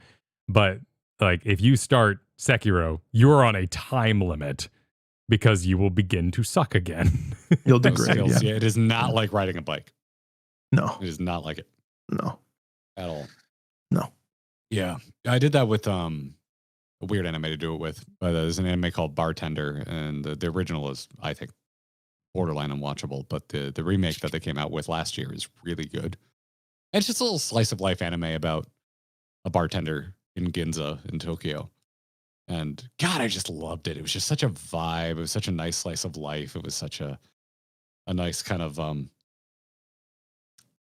like character study of why someone dedicates their lives to, that's what I'm looking for, hospitality. Mm-hmm.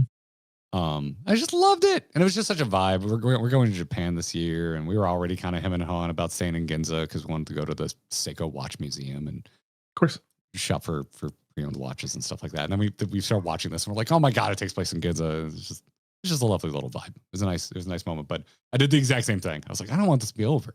I can't finish it. They're not going to make any more.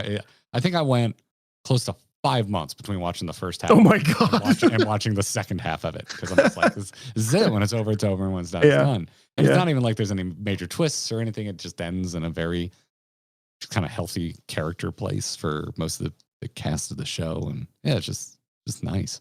I have 100% done that like a million times. Where I'm just like, I don't want this to be done. Well, I can segue that. You do it. Because all good things have to come to an end. Thank you for joining us today. You're so welcome. Thank you for having me. No, it was a pleasure getting to talk to you today. And thank you for your time. It was a delight.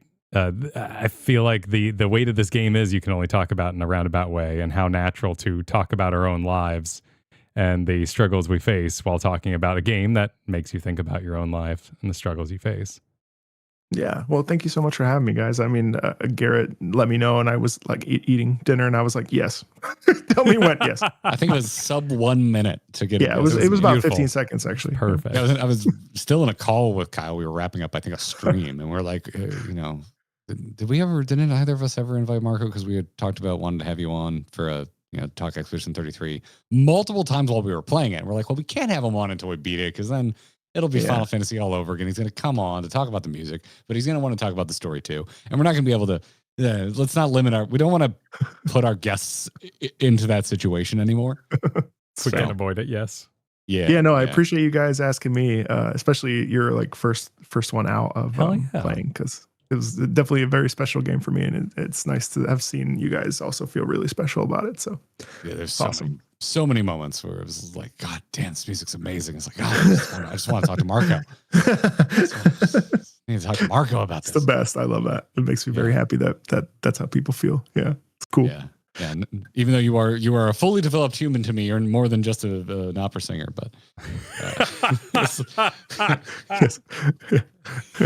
Pretty soon it's going to be, if I keep being a YouTuber for 14 years, it'll be like when I back in 2018 when I retired. So I need to hold on to. Yeah, no, I appreciate that. Former musical React streamer reacts to. That'll be your new title. That's a frightening thought. Yeah. Old man Marco Meatball. Anyway, thank you so much for having me, guys. I really appreciate it. Yeah, please tell everyone where they can find you across the internet. Whatever links you can rattle off, go for it. Yeah, I'm chronically on Twitter at Marco D Meatball. Hopefully you don't have that. Don't follow me there, but if you do, then you can follow me there. YouTube.com/Marco Meatball is my main channel. That's where I post basically every day. I also stream every day, basically. If you're ever wanting to pop by and say hello and chat, by all means, do it. We have a very nice, chill place to hang out, and I'm always streaming. So, that's where you find me.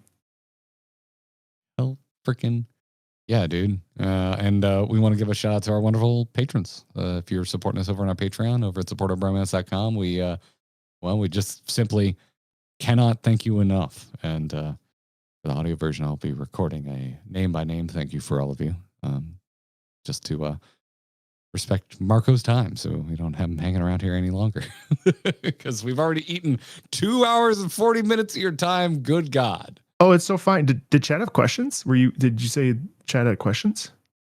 I mean, we can. If you want to stick around longer, I mean, we're well past the 2 hour mark, and we usually aim for that. So. No, that's fine with me. If you guys don't care. Also. Right. Was I supposed to record on my end? Because I most certainly no, dear goodness, no. You are good. Kyle runs a recording, I run a recording, and we just use that. All right, cool. Yeah, I'm gonna help a cat real fast. I'll be right back. Sure thing. Sure. Yeah, no, we chat wants. If chat wants, yeah. Yeah, no, we're done. We were like, oh God, it's approaching 3 hours. Usually that's about the time where we're just like, all right, hey, let's get our guests out of here. But yeah, no, if you're cool to hang, and we're cool to hang. Yeah, I got another 15 minutes. I know I saw one just like fly by and chat at one point, which is like, what if Expedition 33 gets snubbed at the TGAs? I would think, oh, what a shame. It just means I have better taste than whoever voted. That's fine. I'll survive. I will be stunned. I mean, I truly will be so shocked. I mean, the thing is, I would be flabbergasted. It doesn't make sense. I don't think I've seen this sort of unified agreement, kind of like what I mentioned with the FromSoft Reddit, like the fact that 80% of the people were like, oh, E33, as much as I love Dark Souls 3, right? Like, that's crazy. Now, granted, so for me this year, Clair Obscur, obviously, the Rogue Prince of Persia, South of Midnight, Donkey Kong Bonanza, Super Mario Kart World, Sonic Cross Worlds Racing. There's Mario Kart World soundtrack was it's like a sleeper even for me, and I played it. Like every time I remember the soundtrack, I'm like, oh right, Jesus, that soundtrack was incredible. Yeah, I mean, yeah, there's Monster Hunter Wilds. God, there's like two more escaping me, but like there are so many. Kingdom Come Deliverance 2. God, there's another one. There's like a ton. I mean, there's tons, and it's like any of them are good. But I do think that Clair Obscur is like up here, and there's no way it doesn't. Death Stranding 2 to a degree. So there's a lot, and then the Mega Bonk is on there too now. Ball X Pit has a great soundtrack. I love the Mega Bonk soundtrack, and it's so different. But that's music, right? And that's why it's insane from a category standpoint to just say best game soundtrack and just throw them all together. That'd be like, how do you make that decision? Yeah, I mean, I know at the Grammys they have like album of the year, and that's usually a big mix, but they also have tons of delineated genre specific categories, right? That kind of help you get to that point. I mean, it's the problem with really any awards ceremony. It's like, how do you pick? And that's always the issue with Game of the Year. It's just like, well, you've got, how do you reconcile an indie against something like next year? The indies going up against the endless war coffer of funding that is GTA 6, and everything in between. Yeah, it's impossibly difficult. Especially with GTA 6 on the horizon. I've been thinking for a long time now to actually do my own audio awards, and I think that it's such a massive undertaking, and I don't think I have the attention span to do it. But I really want to like create an awards ceremony for best soundtracks across the board for indie, all the different categories. But it's just a huge undertaking for one person, and I simply also don't have the funding to like make a proper prize and get a committee to help me. Like it's really so it would be all me, and it's overwhelming, but that's definitely something I'm considering doing in the future. Yeah. Well, pulling from the questions channel on our Discord, Waves asks, "What's your favorite non-horror Halloween themed video game?" Gave examples like Luigi's Mansion. Oh, non-horror Halloween themed video game. So Halloween so non-horror horror. So like spooky vibes. Yeah, yeah. I guess like Luigi. They gave Luigi's Mansion as an example because it's like it's Halloween vibes, but it's not really horrific. Yeah. God, that's really tough because I like avoid anything remotely scary. Well, then you might be the right person to ask. What have you played that's kind of got spooky vibes, but isn't like, shit your pants levels of terrifying? Dude, I'm like drawing a blank so bad right now. To me, I'd go with like Valve games, like all the Science Gone Wrong stuff they've done, like Half-Life, particularly 1, maybe not so much 2, because I do think Ravenholm is legitimately terrifying in Half-Life 2. But Half-Life 1. Half-Life 1 is spooky, but not like... Oh, yeah, Half-Life 1. Half-Life 2 gets straight spooky, though. It's kind of scary at moments. I really can't remember. I don't know. Yeah, no, not Alien Isolation. Too terrifying. Psychonauts? Like, going into people's brains is a bit spooky, but not absolutely horrifying. Banjo-Kazooie has a Halloween level. Left 4 Dead 2. No, I can't think of any. I'm trying to think of games I played growing up that helped me enter my goth era. Stray was kind of spooky. Stray was kind of spooky. And it's a cat, so there's some points for Halloween vibes. Not a black cat, though. You can always mod it on PC. There's stuff in The Witcher 3 that is spooky, but, like the ghost in the well. That's true. Yeah. Or there's some straight up horrific shit in The Witcher. Yeah. God, there was something the other day that I was being chased and I was like freaked out, but it wasn't a horror game. And I'm blanking so hard because Castlevania. That's a great call by Duncan in chat. Oh, yeah. Castlevania, total Halloween vibes, but not like gonna scare your pants off. Yeah, I just think of the one-off Nightmare Before Christmas game they made for the PS2, Oogie's Revenge.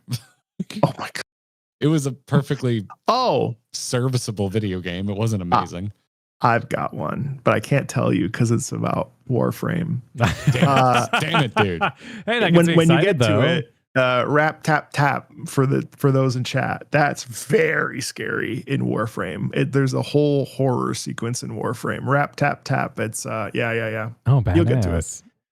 Yeah, you'll get. That sounds sick. I'm seeing what Google has to say. Oh, BioShock is a good pull. BioShock is scary, but not like absolutely horrific. Oh, BioShock is unnerving. Yes. I haven't personally played it, but Cult of the Lamb is kind of conjuring the imagery and the art style that I'm trying to think of a game. Okay, so it's like really difficult. I mean, that's just Don't Starve. That's just kind of a Tim Burtonian look, though. It's not really scary. Yeah, but it is. It's got the spooky vibes. So, something that you want to play with a jack-o'-lantern flickering on your mantle. Yes. Yeah. Maybe the first Alan Wake. Alan Wake 2 is terrifying. Alan Wake 2 made me yelp. Alan Wake 2 is genuinely scary. Even the first 10 minutes when you're walking around as a naked yeah. Oh Jesus, yeah. I forgot about that one. Goat Simulator is kind of spooky. Oh, Medieval is so perfect for that. Yeah. Medieval is so perfect for that. Yeah. That's a good one.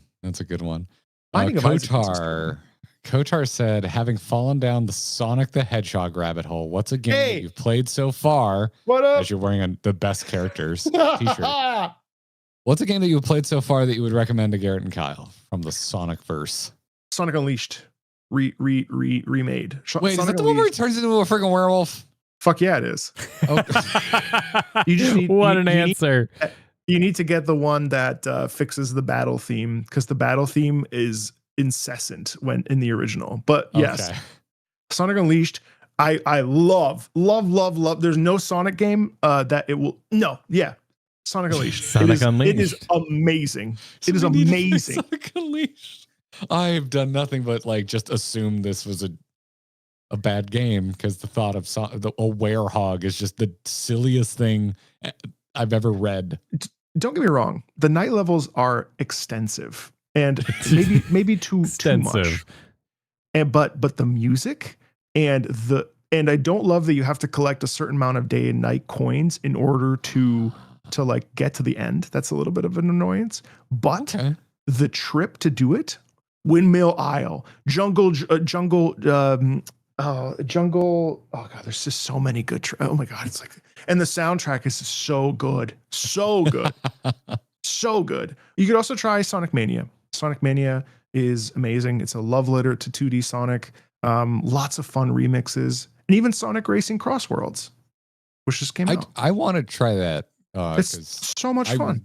I really had my Mario Kart love reawaken this year when I got my Switch 2 and had no other game to play. So I had a good time with that. And a lot of people have been, I think, earnestly like being like, "Hey, if you like that, you should legitimately try." You should try Sonic Crossroads Racing if you like that. It's overwhelmingly positive on Steam. I don't want to say it's better because I would be well rude, reviewed, but it's very good. It's like the two cakes problem. Both cakes. I actually love the open world in Sonic. I mean, in Mario World, Super Mario World Kart. A little bit, a mini map would have been nice, or like, a checklist. Yes. Whatever. Yes, I'm like, okay, I guess that's the P-switch. Like you can't really, anyway. Yes. that's that Sonic Unleashed, baby, all day. Sick. And then Fjord. Oh, Alice Madness Returns. That's what I was thinking about. The Alice American Madness McGee Returns. games. Yes, I was just playing that on my handheld, my PC handheld. Okay, really, are those any good? That was like the pinnacle of. I would look at the box at Staples when Mom was picking up office supplies and being like, "This is the coolest looking game ever," but I just didn't have a computer that can run it, so I've never played a single one of these. Madness Returns is really a really fun, dark, twisted platformer. Yes. Okay. Sick. Yeah. Okay. I thought you were talking about PC handhelds, and I was about to go on a whole conversation about that, but it's fine. I'm going to also slap another one on top because it's not scary. It's just a good time. But insert your favorite Dead Rising game here. I'm rather fond of the original. Like, just go play Dead Rising. Yeah. Yes, there's gore. I guess if you're gore averse, it's a little spooky. It's the kind of gore where it's just like someone turned on the blood hose, and it's just ridiculous. It's just funny at that point. Yeah. But yeah.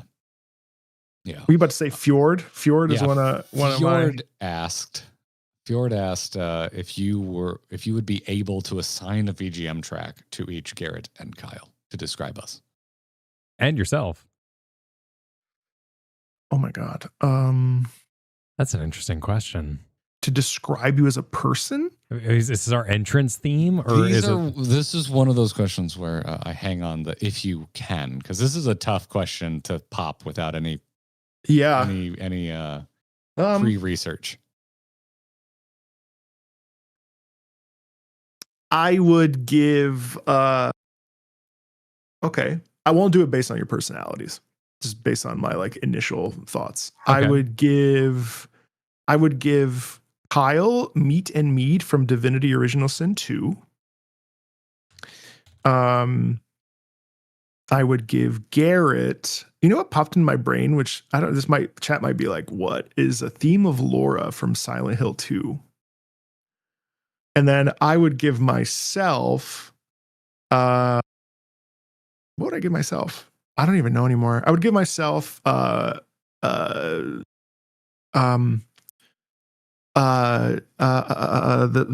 dance from oh my God,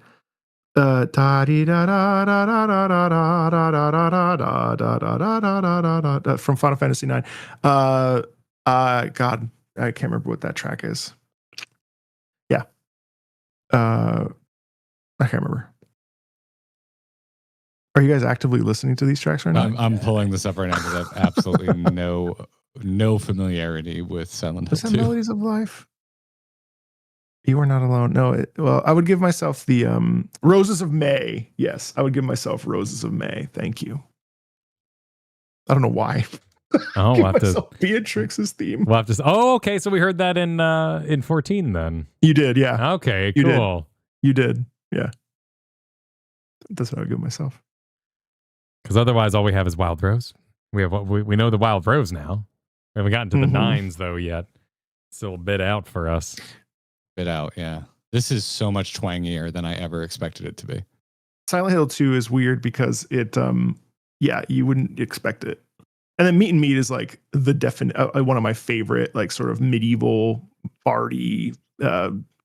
Divinity Original Sin 2 is just so good musically. But the theme of Laura is like edgy, kind of, Okay. Not that you're an edgy guy, but no one's ever described me that way. Not once. I'm not wearing a My Chemical Romance awesome. T-shirt. That's not. Didn't happen. Not happening. I didn't just go see them on the final date of their Long Live the Black Parade tour. But yeah, for someone who claims to be completely averse to karaoke, Kyle is the most barred mofo I've ever met in my life. I do like the bardcore as well. I can take in songs. Bardcore. Yeah, bardcore is solid. I mean, hardcore. Yeah, exactly, Mummy. You get it. Is the Laura one different from the OG on the remake? Oh, I don't know. It is, yeah. The OG is a little bit harsher, just slightly. I like both, but the OG has a little bit more edge to it. Okay, so. You reminded me that when Divinity 2 first came out, I was so excited because I had a co-op group at the time. I ended up tweeting, man, this character creation song is great, but not after 3 hours. And the composer on Twitter saw it and was like, that's fair. Boris? Borislav? That's hilarious. I don't know how it got on their feed. That's exceptional. Damn it. Oh my God, Borislav. That's so funny. He's a very nice guy. Yeah. I remember tweeting, mentioning that a podcaster had spoiled a season of Walking Dead for me. And I did not tag the podcaster. And the podcaster still somehow found it and replied you had 14 years or something, because it was because the comic had been out so long. And I was just like, that's a fair reply. That's a fair reply. However, there was a reason I did not tag you, because I wasn't really blaming you. It was simply something that happened. But the rule is, if you say something about someone, they will find it online. Apparently. Apparently, I mean, at this point, our Discord will inform us if anyone says anything about us on the internet. Luckily, it is almost always nice stuff. Yeah, that's not. It's a good vibe. I mean, dude, I had my ex-fiance made her Met debut at the Metropolitan Opera this past week, and I knew because of some friends. But then someone in one of my shorts said, you should check up on one or maybe all of your exes. And I was like, huh? Well, I did hide them from the channel because I'm like, that's too fucking weird for me. Yeah, but then I was like, what? Why am I getting informed about this? You know what I mean? It was just it was weird. Yeah. Social media is weird like that. Yeah. I still every once in a while get an update from the only other woman I've ever lived with. And you're just like, huh, okay. She's living her best life, having a good time. Okay. Seems like she's really caring. But cool. Anyway, it's a window, right? You're just like, oh wow, yeah. It's a window out there. There's it's a window. Makes you think of string theory. Yeah. But yeah. And then there's a few others, but it's like, oh, it's because we ended it amicably and we didn't date very long, so we're still kind of, we're still pretty friendly. It's fine. But those longer ones, it's like that's weird to get those updates. It's like, I didn't ask for this, and it's like, well, you did because you signed up for Facebook. It's like, yeah, I didn't know what I was getting into when I signed up for Facebook. In fact, other than Marketplace being just a better Craigslist, I'm not really even sure why I still use this website. Yeah, I don't frequent. Did somebody ask me what games I should recommend to you? I feel like this was an important question. I believe so. I don't remember where I saw it because I'm going through the channel right now and I'm not seeing it. Well, you had some in the show there Nier as well. Yeah, Nier. Nier seemed like it was a heavy recommendation. Is that the Automata? Because we started that, Automata? or is there a different one? Yes. Well, that and there'd be Nier Replicant, which is the remade Nier. Okay. Or the spruced up. They changed some things. So Nier Replicant, Nier Automata. You're starting Warframe, which makes me so excited. Fellowship has just come out. You've seen this, the Mythic Dungeon only game. Yes. I was telling Garrett about this. Great stuff. A year ago. Actually sent is that finally out? Yes. Was that the link you sent me? I was on my roof and I that is the link. There was a ping from Marco, and then that is the link. And then, I went and fell asleep. I mean, I think like what's amazing about your channel is that you have some flexibility now where it's not just 14 content and you're working through Final Fantasies. Like there, maybe the Trails in the Sky series is something you want to commit to, or Tales of, or do you want to be like the JRPG boys? But like, I mean, you can be if you want. You know what I mean? I think if nothing else, I think we definitely want like something in between like mainline Final Fantasies, because this feels really good doing Expedition 33. 2 and 3 really kind of bled together, and I'm just gonna out you, Kyle. Kyle and I had a conversation off stream the other day where we were kind of talking about like, oh, this just feels good. And I don't think it's just because Expedition 33 was so good, but like I probably would have enjoyed 3 a little more if I didn't rip it the second I was done with 2, because then it was like hard comparison. I do want to compare them, but I don't want hard, like such a harsh comparison. Like, give me a little time to miss it. Give me a little time to you need some space. Different games. So yeah, we don't. And this isn't some declaration chat of some massive change in how we're doing things. We don't know. There might not be something to slot in between. But, Tales of Celia remake soon. That's true. Yakuza, you could also take a look at the Like a Dragon series. Yeah, Yakuza is my like number one for me. The thing I really want to just go get lost in, like more than anything. Like nothing against Atlas games, but I do think I kind of missed the Atlas. There's too much baggage for me with Atlas games beyond Metaphor. I really enjoyed what I played in Metaphor, and I do want to get back to it. I just know how much more I still have to play, and I'm just like, yeah, I don't want to start it up again and not finish it again. If I'm going to start it up again, we're taking this across the finish line. And so just finding the time for that has just been very, very hard. But the rest of the Persona series, like so many people, because I enjoy emo music, have just been like, Persona 3, when are you going to play Persona 3? You need to play Persona 3. And I'm just at a point where I'm like, it's been too recommended. I am too far out from that time in my life. People were recommending it to me in like 2009. Like I probably should have played it then, because I was still spinning the Black Parade regularly, and that was a nostalgic experience. But like, it'd probably be a little too on the nose for me now. Metal Gear. Have you ever played Metal Gear Solid? 5. You played 5, yeah. You never played Metal Gear Solid? No. When it came out? The demo of 2, because I unironically bought Zone of the Enders for Zone of the Enders and not for the demo like everyone else. We're killing him. You've never played Metal Gear Solid? No. I played a little 2, and I was like, oh, this is really cool. And then I don't remember. I was just really into Gundam, so I was just playing Gundam games on my PS2. I've watched all the cutscenes of Nano Machines, son. So I know that my roommate in college played 4, and I thought it was nonsense. Like every time I came out to get a Dr. Thunder from the fridge, it was 7 more lines of Nano Machines. And I was just like, what are we doing? Why is everything just Nano Machines? And I'm like, dude, you're 40 hours in this game and they're still talking about Nano Machines. You guys, you got to play Metal Gear Solid, man. It's like okay, top 10 legit. And I think we've talked about this in front of chat before. I don't think this is going to surprise anybody, but every MGS is definitely in our document of things to do at some point. Yeah. Because at this point, I do think I'd really enjoy it. I do think I'd really, really, really enjoy it. MGS5 is one of the best controlling games I've ever played. Oh, yeah. Yeah. Like MGS5 is great. I controls very well. Issues with the ending and stuff. But I mean, obviously.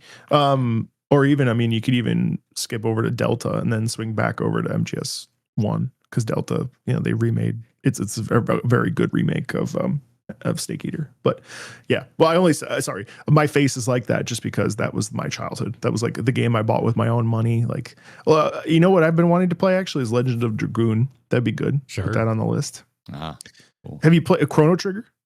That is on. No, but that's happening. Yes, that is on the schedule. We're probably going to do that in order of its release against whatever other 16-bit game. It was after all of the 16-bit 14 game or Final Fantasy games, right? Mm-hmm. Yeah, I believe it was the console ender, so it should be coming after 6. After 6, so we'll play Chrono Trigger before we move on to 7. I have to play 6 too. Maybe. I don't want to insert myself. Maybe we have a revisit. When are you playing 6? November? Oh goodness, no. We got to do 4 and 5, and so maybe this time next year. Yeah, we'll be starting 4 before the year is out. Probably could beat 4 before New Year. I don't know. I have to play 6 too. So maybe we reconvene for 6 and have a chat about 6, because 6 is and maybe people are like, well, 6 or not 6. I mean, add a couple more 6s, so not just the Order of the Beast. But yeah, I mean, it's no 9, but 6 is. I hear 6 is the 9 is the best in my opinion. We're down with aesthetic Satanism on this channel. It's okay. I am looking forward to 6 a lot, and 6, but 9 is your favorite ever, right? I love 9 with every fiber of my being. I don't replay games. I've played 9 not an excessive amount, but I've played 9 probably 10 times in my life, which is, sure. I just did it last year again. God, I just love it. Just the game you rip. Yeah. I just love it. I only have like OG Pokemon for me. I just when I just want a blanket, like just a comfortable really blanket. Yeah. I feel that way about Assassin's Creed Unity of all things. It's like another one of those games. Like I have never played that one, and it hit my TikTok algo. Yeah. I liked like a single short that ended up on my TikTok that was just like, look at Unity's crowd tech. Like it still holds up. And they were right. Yeah. It's really impressive crowd tech, and I liked it. And now I'm just getting all these Unity things, and I'm like, I was Assassin's Creed trash. I love the original trilogy of Assassin's Creed games.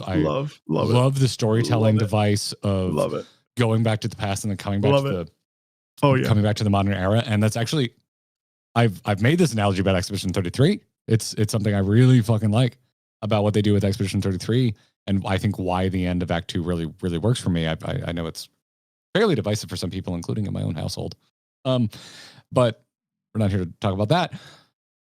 But yeah, once they got away from face buttons for combat, I hate the series.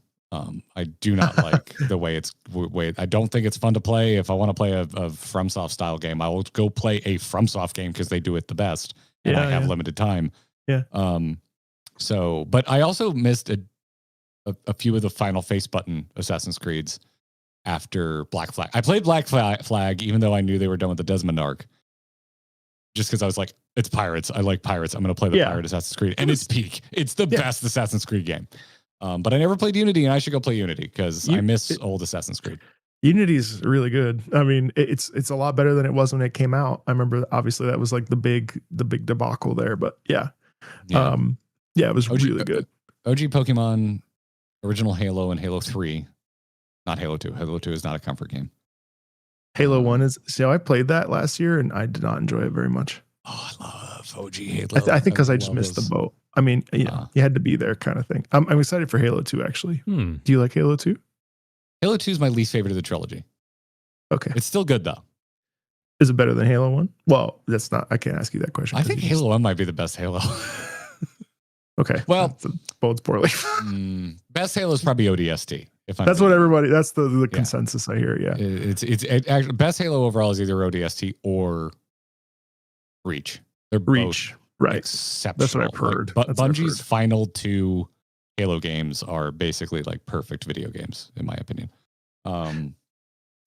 Personally, I just really like that first game, like that first Halo. It's a sandbox. It's like just big. Well, depending on the map, some of them are just like really big mess around boxes where you can just. I'm going to try going through it on foot. Now I'm going to try going through it on the tank. Now I'm going to see if I could steal a flyer on a level that I'm not supposed to have a flyer on. Like that's the type of shit I really jive with the original Halo. Yeah. Yeah. But yeah. Well, sweet. Thanks for that. Should I go?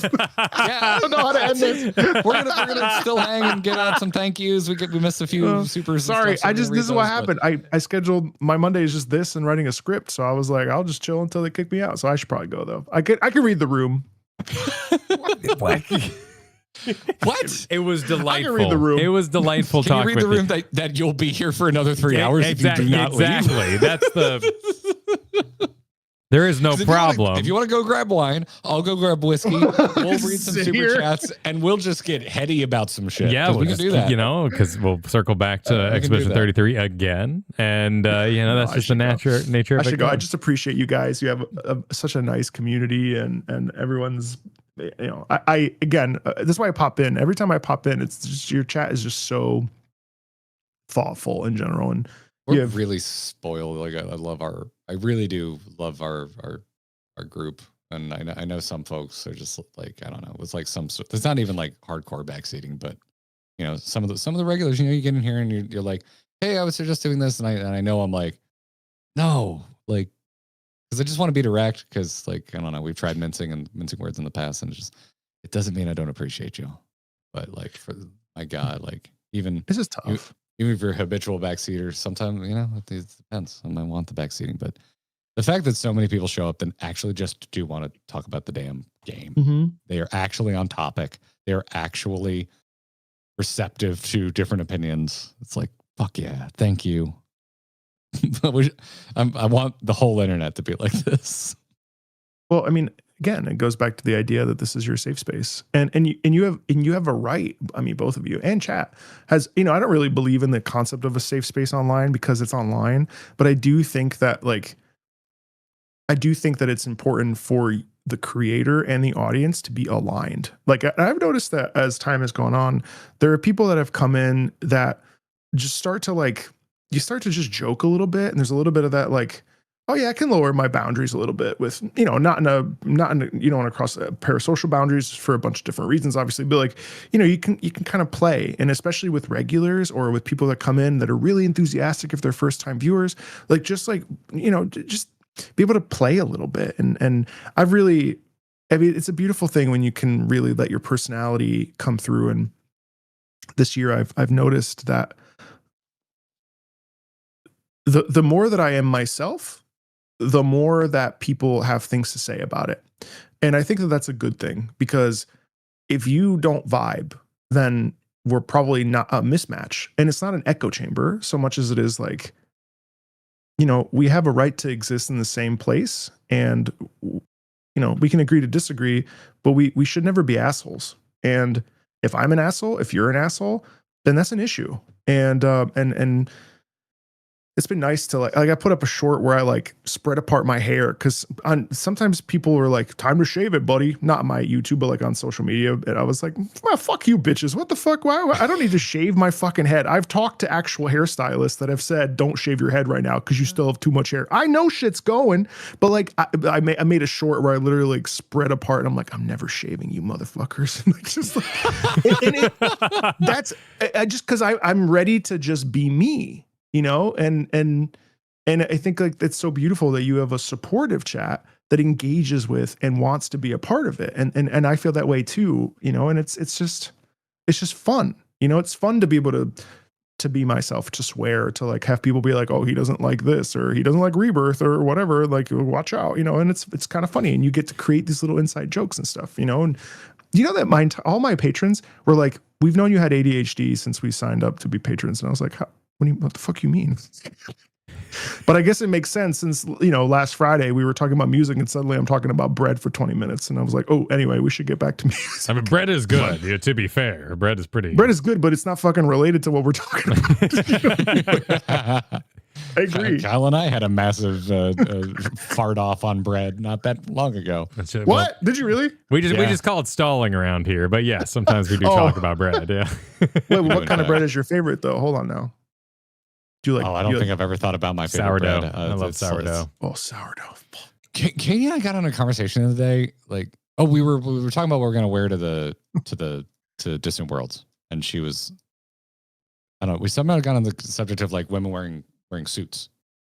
I was like, have you ever worn a suit? And she's like, no, never, just really never been my thing. And she's like, what do you think of women wearing suits? I was like, I think it's kind of hot. Like, I think woman in a suit is pretty cute. Mm-hmm. She's like, really? I'm like, yeah. What? I don't know. Like the open collar. Like, I don't know. I think a dress shirt looks good on anyone. And she's like, where the frick did that come from? And I had to think about it for a second. I'm like, probably the X-Files. Okay. Yeah, sure. Gillian Anderson is very pretty. And then Katie goes, redhead, really? Never would have thought that for you. And I was like, I have never in my entire life been that type of, I've never been like only blondes or only, like, who gives a crap? Like, I'm like, women are pretty. Like, I don't really care. Like, yeah.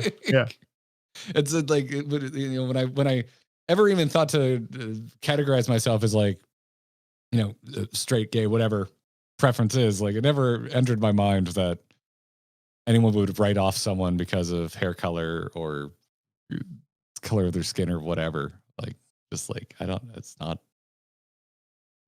my thing, really. If you rock it, you rock it. Like, yeah, 1,000,000%. That's amazing. I remember I went to a psychic one time and they were like, you're going to get married to someone unconventionally beautiful. And I go, what the fuck does that mean? What that's cheating. That's cheating. I was like, that is cheating. Will they be funny? It's like, also, I hope they're funny. beautiful is pretty. I don't know what that means. Is pretty societal. But yes, that's how I feel. My point is, I told that story to tell you that's how I feel about bread. I see. Okay. I do not care. Oh, yeah. Bread is bread. So bread doesn't necessarily have to have a formative moment for you, but if the bread was dressed in a suit, it may have been something that stuck with you. I know there's bread I don't like, but there's way more bread I do like. There we go. That's fair. Yeah. That's fair. Yeah. Yeah. Well, I love a warm baguette. Oh my God. Oh man. Well, that's good. If I had to like declare a favorite now, yeah, it'd probably be a baguette, a crusty baguette. Like, yeah. I want the roof of my mouth to hurt a little bit. Just a little cut up. My bread excursion. From that bread. Just a little bit, not a ton. We're not talking like this is now difficult. We're going back to the feet talk. Yeah, for sure. But yeah, just a little bit of. Can't beat the allegations. I like spicy food. I like cheese grater mouthfeel from my bread. We did have our fabulous Rebe did some art of you coming on the show. Whoa! So there. Oh, I got that in the art channel earlier. Yeah, if you're not that's so sweet. Rebe is one of our resident talented artists that will just rock art into the Discord out of nowhere. Oh, and this was just waiting for us this morning. That's anticipation of your guest spot.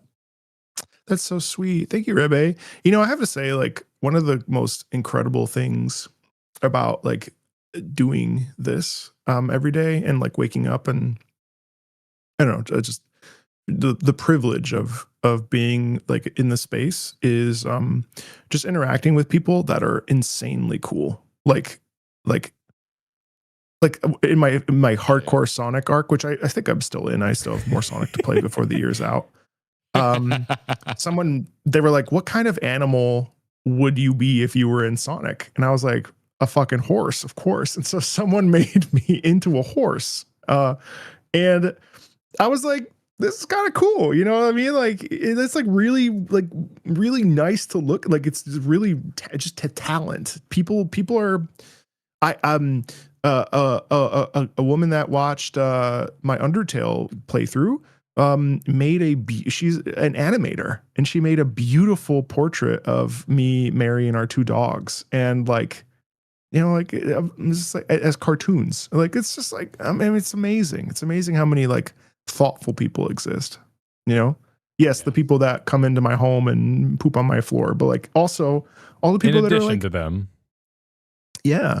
It's just the people that like are like, wow, you've really, I loved watching that with you, or I loved experiencing that through you, or this is my favorite this, or, like, I mean, there is a lot of goodness in the internet. And I don't know if you guys saw on Twitter, I posted, I felt bad for everybody above 45, but I was like, people ages 30 to 42, what is your favorite game from your childhood and why? Or like not from your favorite game from like not the last 10 years. Everybody 40, 45 and up was like, I guess I don't count. And I'm like, no, I'm just talking about core millennials, man. It's not nothing to do with you. Not ages. I'm just trying to find, I'm trying to find my people. I'm just looking for my people. That's who I am. I'm 38, man. Like, I'm sorry. I can't help when I was born. I didn't ask to be born. It was a beautiful thing. Like, that tweet like blew up, and like people were just dropping all their favorite games from their childhood and stuff. And I was like, see, the internet doesn't have to be a shithole. it can actually be really fucking nice and cool and communal and shared. Dude, that's man. Yeah, dude, that's what we get at all the time. Cause like, I don't know, a couple times a year, people are just like, why don't you talk about this? Why don't you talk about that? And it's always like, politics or world events are just like something that's very real and very difficult to talk about. Ooh, yeah, I don't. Yeah. Like I'm always like, listen, I'm not putting my head in the sand. I read my articles. I stay informed. I get out there and vote. But I would rather focus on what we find in common and not what we want to, divide ourselves on. And that's tie that back into our earlier conversation that actually made the podcast about like, why are you bullying within your own fandom? Like, why are you dividing yourselves within your own fandom? You've already been lucky enough to find something that you agree upon with other people. Like, why don't you focus a little more on the celebration of that? I love critique. God, I love critique. I went to art school. Like, it was nothing but critique all the time. I am broken inside. I'm always about critique. But it was always in service of like trying to improve, not just talking destroy shit for the fun of talking shit. Yeah. Yeah. I did have a professor who literally tore shit up if he thought it was complete garbage. But well, we all did. We all had that. Yeah. I remember him. And then you can go one of two ways. I wanted to impress him. Other people were just like, well, I'll just never try in this class again. Yeah, crumble. It's fine. Both are valid, I think, reactions. But yeah, I don't know. It's a shame. It's a shame that we are. I saw someone post this that basically we're so obsessed with like critique culture right now that we refuse, like everything has to be critiqued. We can't just enjoy or enjoy something just for its own sake. And I think, well, to be fair, there are plenty of issues with the gaming space. And, to tie it back to our original conversation, I think the reason why Clair Obscur works so well is because of the corporatization of modern gaming and the fact that AAA is what it is. It's, a lot of AAA gaming is devoid of personality and Clair Obscur does something that is in the indie space. It's there in spades, but in the AAA scene, it's a little bit harder to find. I think it's really interesting. And to go back to our other point too, you were talking about, I was thinking about this. It's like, I know a creator who, when I met them, they were doing as, well, like, my average views and stuff. And then they found out that the trick was to rally the angry gamer. And I wouldn't call it a grift, but to choose to be negative. And now I look at their channel and it's like hundreds of thousands of views on each video, sponsorships out the ass and this and that and the other. And like, comfortable living, essentially like just bitching about the game industry.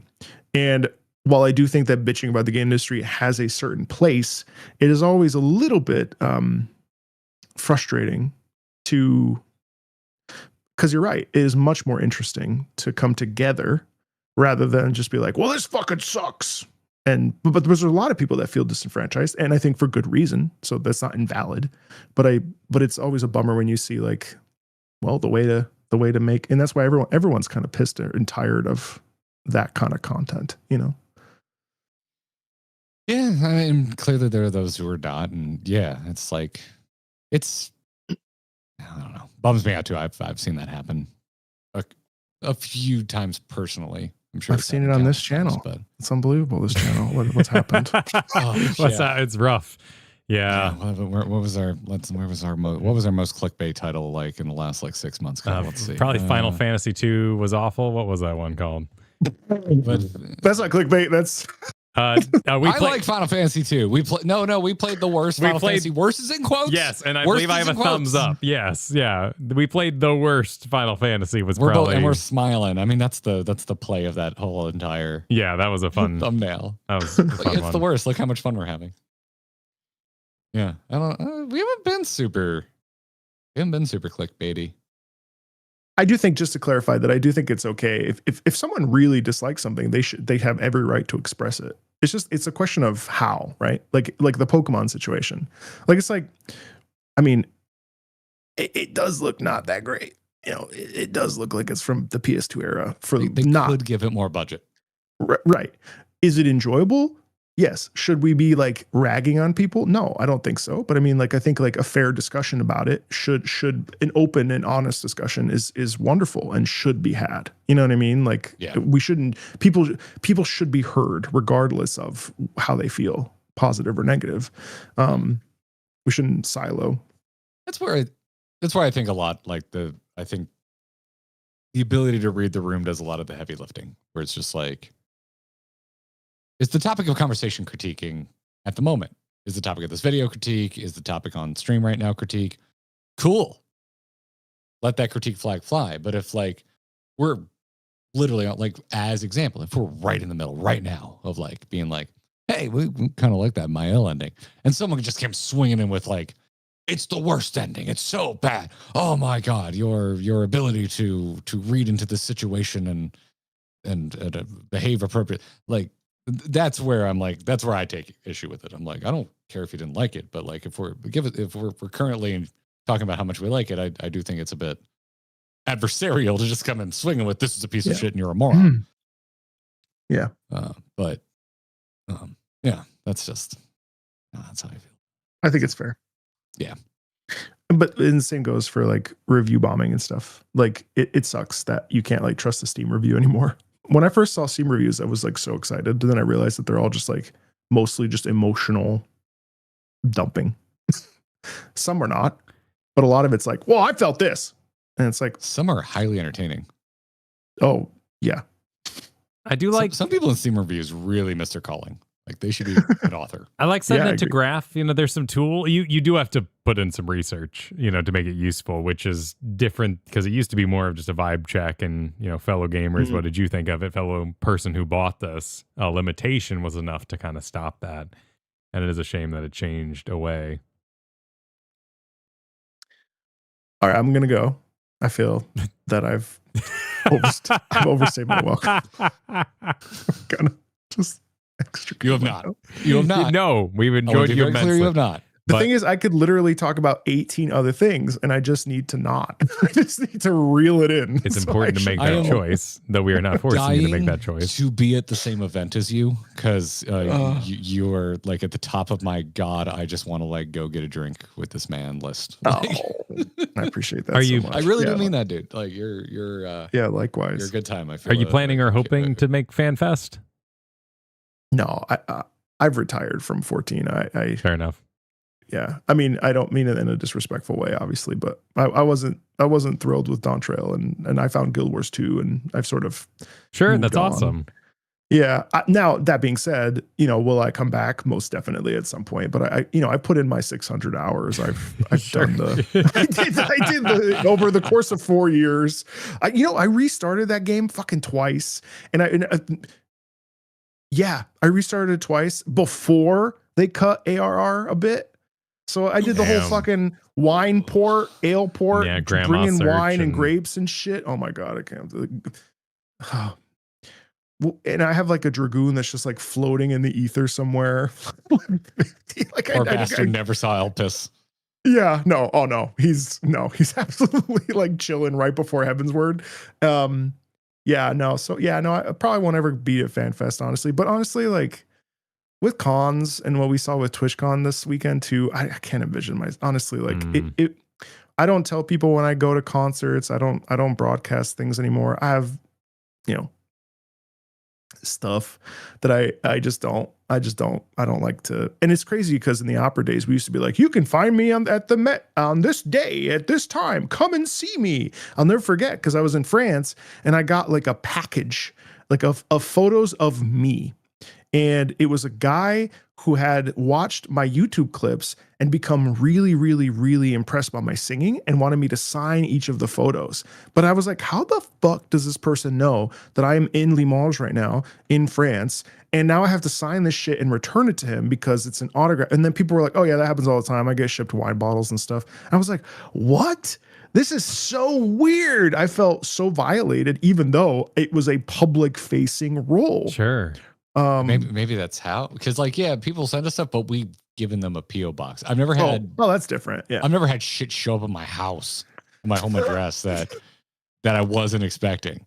Like, but you guys are already more. I mean, the PO box already like she's like, this is near the area where I can't even do that. That's what it's there. I mean, that's what it's there for. Like, yeah.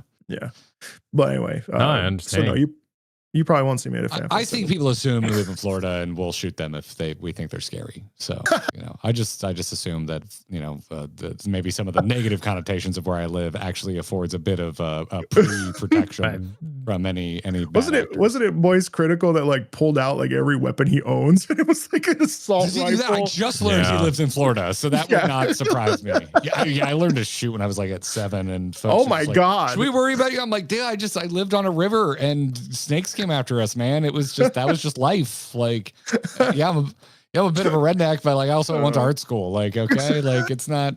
You can't remove that from yourself, Well, it's important you drew those lines too, like for me, it's you'll never get to see me play Monster Train. Sorry, chat. Like that is mine. If anyone ever entered my house and told me I'm using unoptimized strategies in Monster Train, I just couldn't handle it.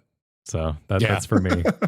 No, that was me with Expedition 33, where you were like, oh, Katie didn't like the end of Act 2. Why? And I was like, Kyle, I am not going to mention Katie's opinions on the internet. If I read single person with a slight unkind thing to say about her, I will lose it.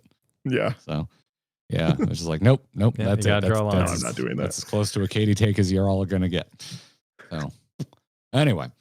Well, rad, dude. Well, seriously, thanks for being so generous with your time. It's a pleasure talking with you. It's not generous. I'm just bored. I'm just kidding. Well, we're always now rooting I don't for feel it. so good. But we can still feel good about it, feel damn better. it, Garrett. We can feel good about that. You could have made me feel better. We're always rooting for you. Thrilled. It's always a pleasure to see you on my algorithm. Yeah. Thanks for being awesome. Thank you guys. Of course. Likewise. My Likewise. algorithm a better place. Likewise. No, I appreciate it. And chat, thank you so much for being amazing, and I appreciate you guys too. So, no, we had a great time. This is awesome. Also, I really just don't see people, so any excuse to like chat. I mean, I see my wife, not my dog. I love them both, but I understand. Nice. I wouldn't see a lot of people. I didn't make 3 of them. I've got 3 kids, so otherwise I'd still be a homebody. They're forced friends. Yep, exactly. I'm gonna make my own people.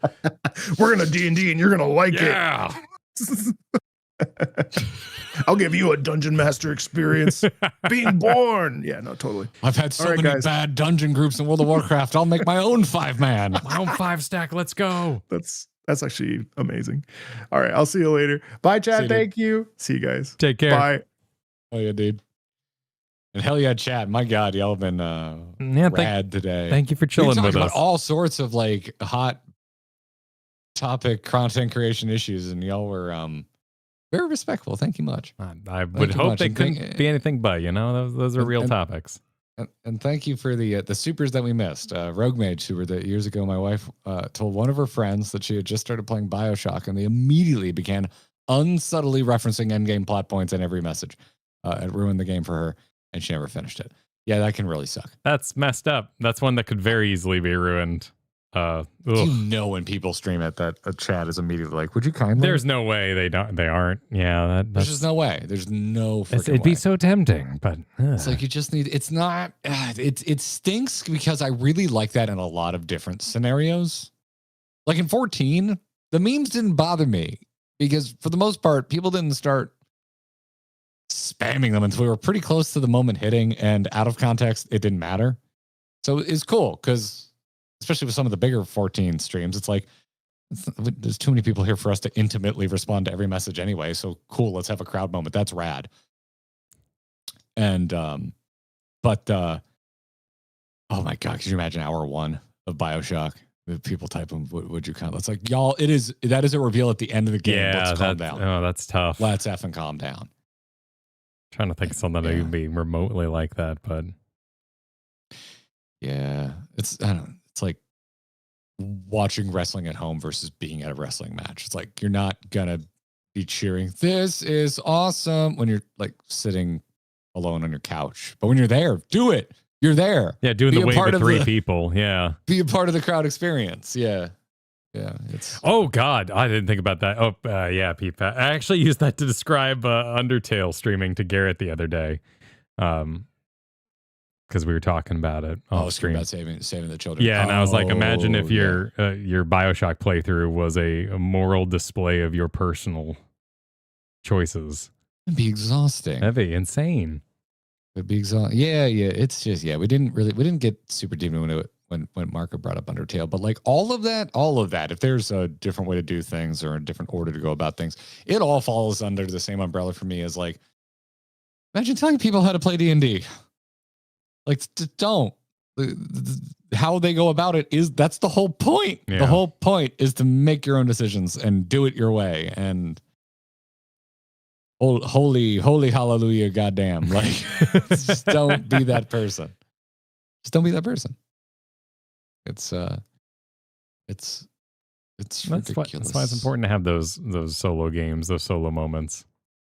Yeah. Though I can tell you, everything kind of sucked this weekend. That was just the nature of finishing Expedition 33. I was on my Steam Deck for 2 hours, just cycling, install, uninstall, install next thing. Not really. I played Megabunk. It's so different that it was fine. And then I played Expedition 33 a second time and beat it. Katie chose Mael, in case anyone's wondering. Okay, sure. And she holds to it. A double Mael house. Double Mael house, yes. We are, in fact, still married to each other. So, really, thank God. Yeah, because if she had picked Verso, man, that would have been messed up. You know, a big anniversary trip. Thank God. We're just about to spend 2 weeks together in Japan. It really would have been a problem if she was a dirty Verso end of game. Yeah, that's messed up. I remember telling my dad I was going to propose to her on a cruise, and him unironically looking me dead in the eyes and going, you must be pretty sure she's going to say yes, because that's going to be a really long cruise if she says no. Yeah, it's a solid point to make. Yeah.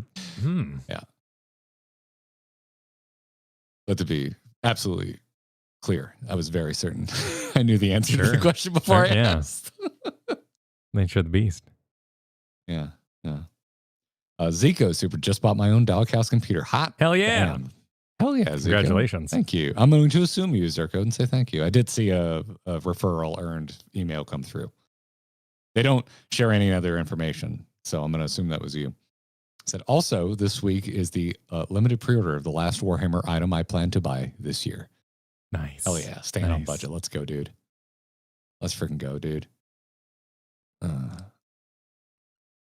If you ever want a non-interactive break to stream, I do have a weird rec. A non-interactive or non-narrative. Non-narrative. Weird rec.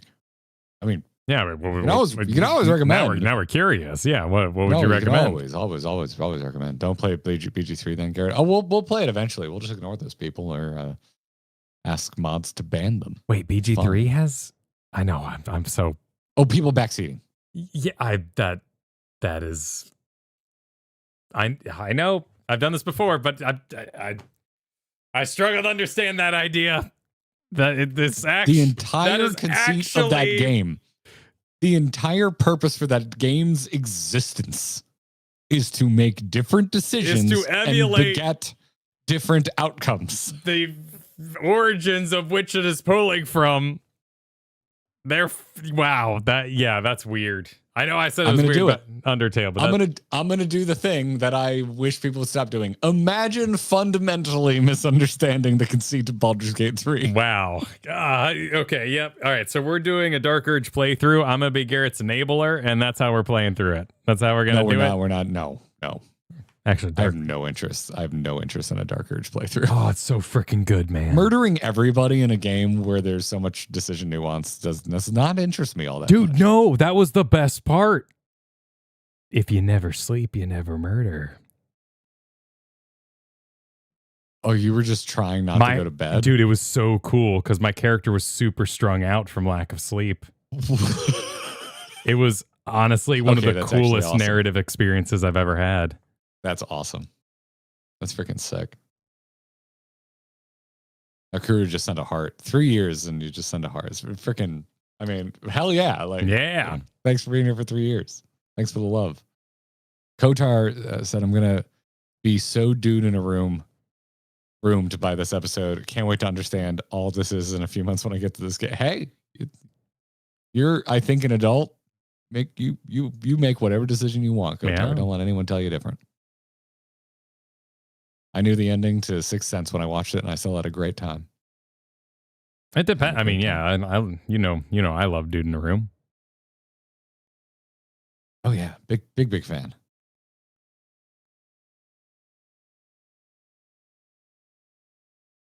Archipelago randomizer with community. This sounds like what? Okay, is this a Pokemon thing? Wait, yeah, the Archipelago randomizer. I think it's a Pokemon thing. I am down for a randomizer. The problem at this point is I've been suggested so many, I don't know what one to go with. I'm leaning Ironmon. Who is this for? Pokemon? I think so. Okay, I think it's just an essence of. Isn't this also the idea that you combine multiple games? Like people do like Metroid and Castlevania, and every time you go through a door, you end up in the other one? That's its own thing. Yeah, I don't. Oh, multi-world, multi-game randomizer. Yeah, I have no idea. Yeah, that's Cross crazy. Game one, so it can be co-op. Interesting. I bet those would be more enjoyable the deeper your knowledge pool is for that type of game. Yes. So when the change is different, you're not like, where the hell am I? You go, oh my God, I'm in the fire temple. You could put me in a Metroid Castlevania crossover and I'd just be like, because I've not played either of those series. Like I wouldn't know shit. Like Huh. Be interesting. Yeah, I could definitely be convinced. I could absolutely be convinced. Pins and Needles said, woo, finally in the pink. Get your mind out of the gutter. You know who you are. The entire audience? Yes. The entire audience. Congratulations. And Neko said, give me the strength to finish Expedition 33. I played 90 minutes of it at launch and never went back. I'm going to have to sit this one out to avoid spoilers. Sometimes you didn't include why you never went back. Well, sometimes the timing just doesn't work out. I hope you find the moment to give the game. I mean, you made it this far. We're ostensibly finished with the game, so you're not going to need much more strength around these parts. But no, because then it'll just be optional content sometime.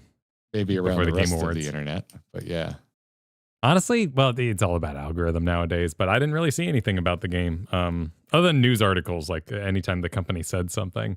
Oh God, the internet was great about spoilers with this one for me. Yeah.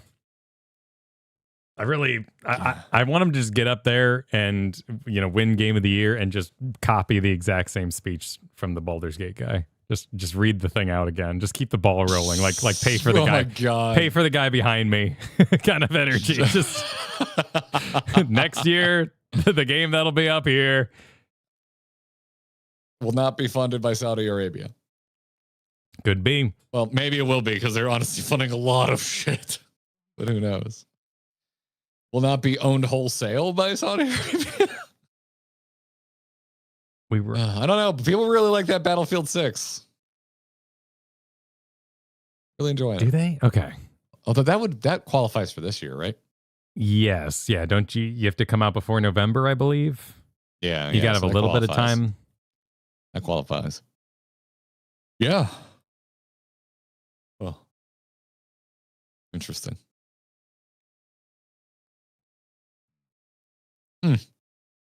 Did we get a Metalith? My favorite character is Clea, narrative powerhouse. As a story element to the introduction of Clea is like a bomb going off and her influence extreme. Clea is definitely the character I wanted to spend more time with because it was the member of the Sundry family that I feel like gaslit us the least by virtue of being the least involved in the story. Yeah, she's a little tricky, but it's well paced for where it is, and then they just spell it out later, which is fine. So she is interesting. Yeah, I was definitely reading into her scene really because she only really gets one, a lot more when on my second playthrough of the end of Act 2 with Katie. So it's just like, what are you playing? Like she just, I don't know, just seems like she has her shit together more than anyone else in the family. Of course, every other member of the family is currently strung out on painting juice. Yeah, but canvassed at the moment. Yeah, although I guess at the moment we meet them, Alicia wasn't actively painting. She was about to. But yeah, I want to know more about Clea. Clea seems cool. don't think we're. Yeah, I know I said I had that cute cook about like I think you can just avoid Mael and still involve the Descendant family in the next game, but I don't think that's what I want them to do. No, because obviously the cat's out of the bag on the twist. So if you can't do it again with musical instruments, but everyone's going to be looking for that. Yeah. So it's a tough thing to do. I hope they maintain their kind of team size and stick to their guns and try to produce something in that vein. Yeah, like I don't want them to, it can be such a trap to chase a twist to like and become known as like the twist storyteller. Like just look at M. Night Shyamalan for Christ's sake. Yeah, or even the company that makes you cry. That's equally difficult. Yeah, like I hope the next game is just straightforward. Like everything is known. There's no trickery. Just tell a good story. Write strong characters. Just take me on an adventure. Take me on an adventure. And then Tara right now said a Marco Gigi crossover is the best anniversary present. Oh hell yeah, happy anniversary. Wait, with us? Wait, for the 33 months? Well, was that our anniversary or is it your anniversary? It's a timely anniversary given the subject of the day. Oh, that is true. Yeah, the member for 33 months. Well, either way, congratulations, and maybe we're involved. I'm about to celebrate an anniversary, so I'm here. True. I am here for anniversary celebration. So, well, rad, y'all. Well, we're gonna go get this posted. Yep. And then I'm going to begin picking out clothes for Japan. Perfect. Because I desperately need to pack. We will be back tomorrow with the Super Forum for Expedition 33, and that'll kind of conclude our Expedition wrap-up streams. For now. And then Thursday, we will be here with some more Frame. Wednesday, we'll be offline recording some stuff for y'all. And very soon, you'll have the announcements for what I'm up to over the next 2 weeks. Very excited to share that with you. While Garrett if we continue playing any Warframe, we can call it More Frame. More Frame. It wrote itself. Bye, everybody. GG, y'all.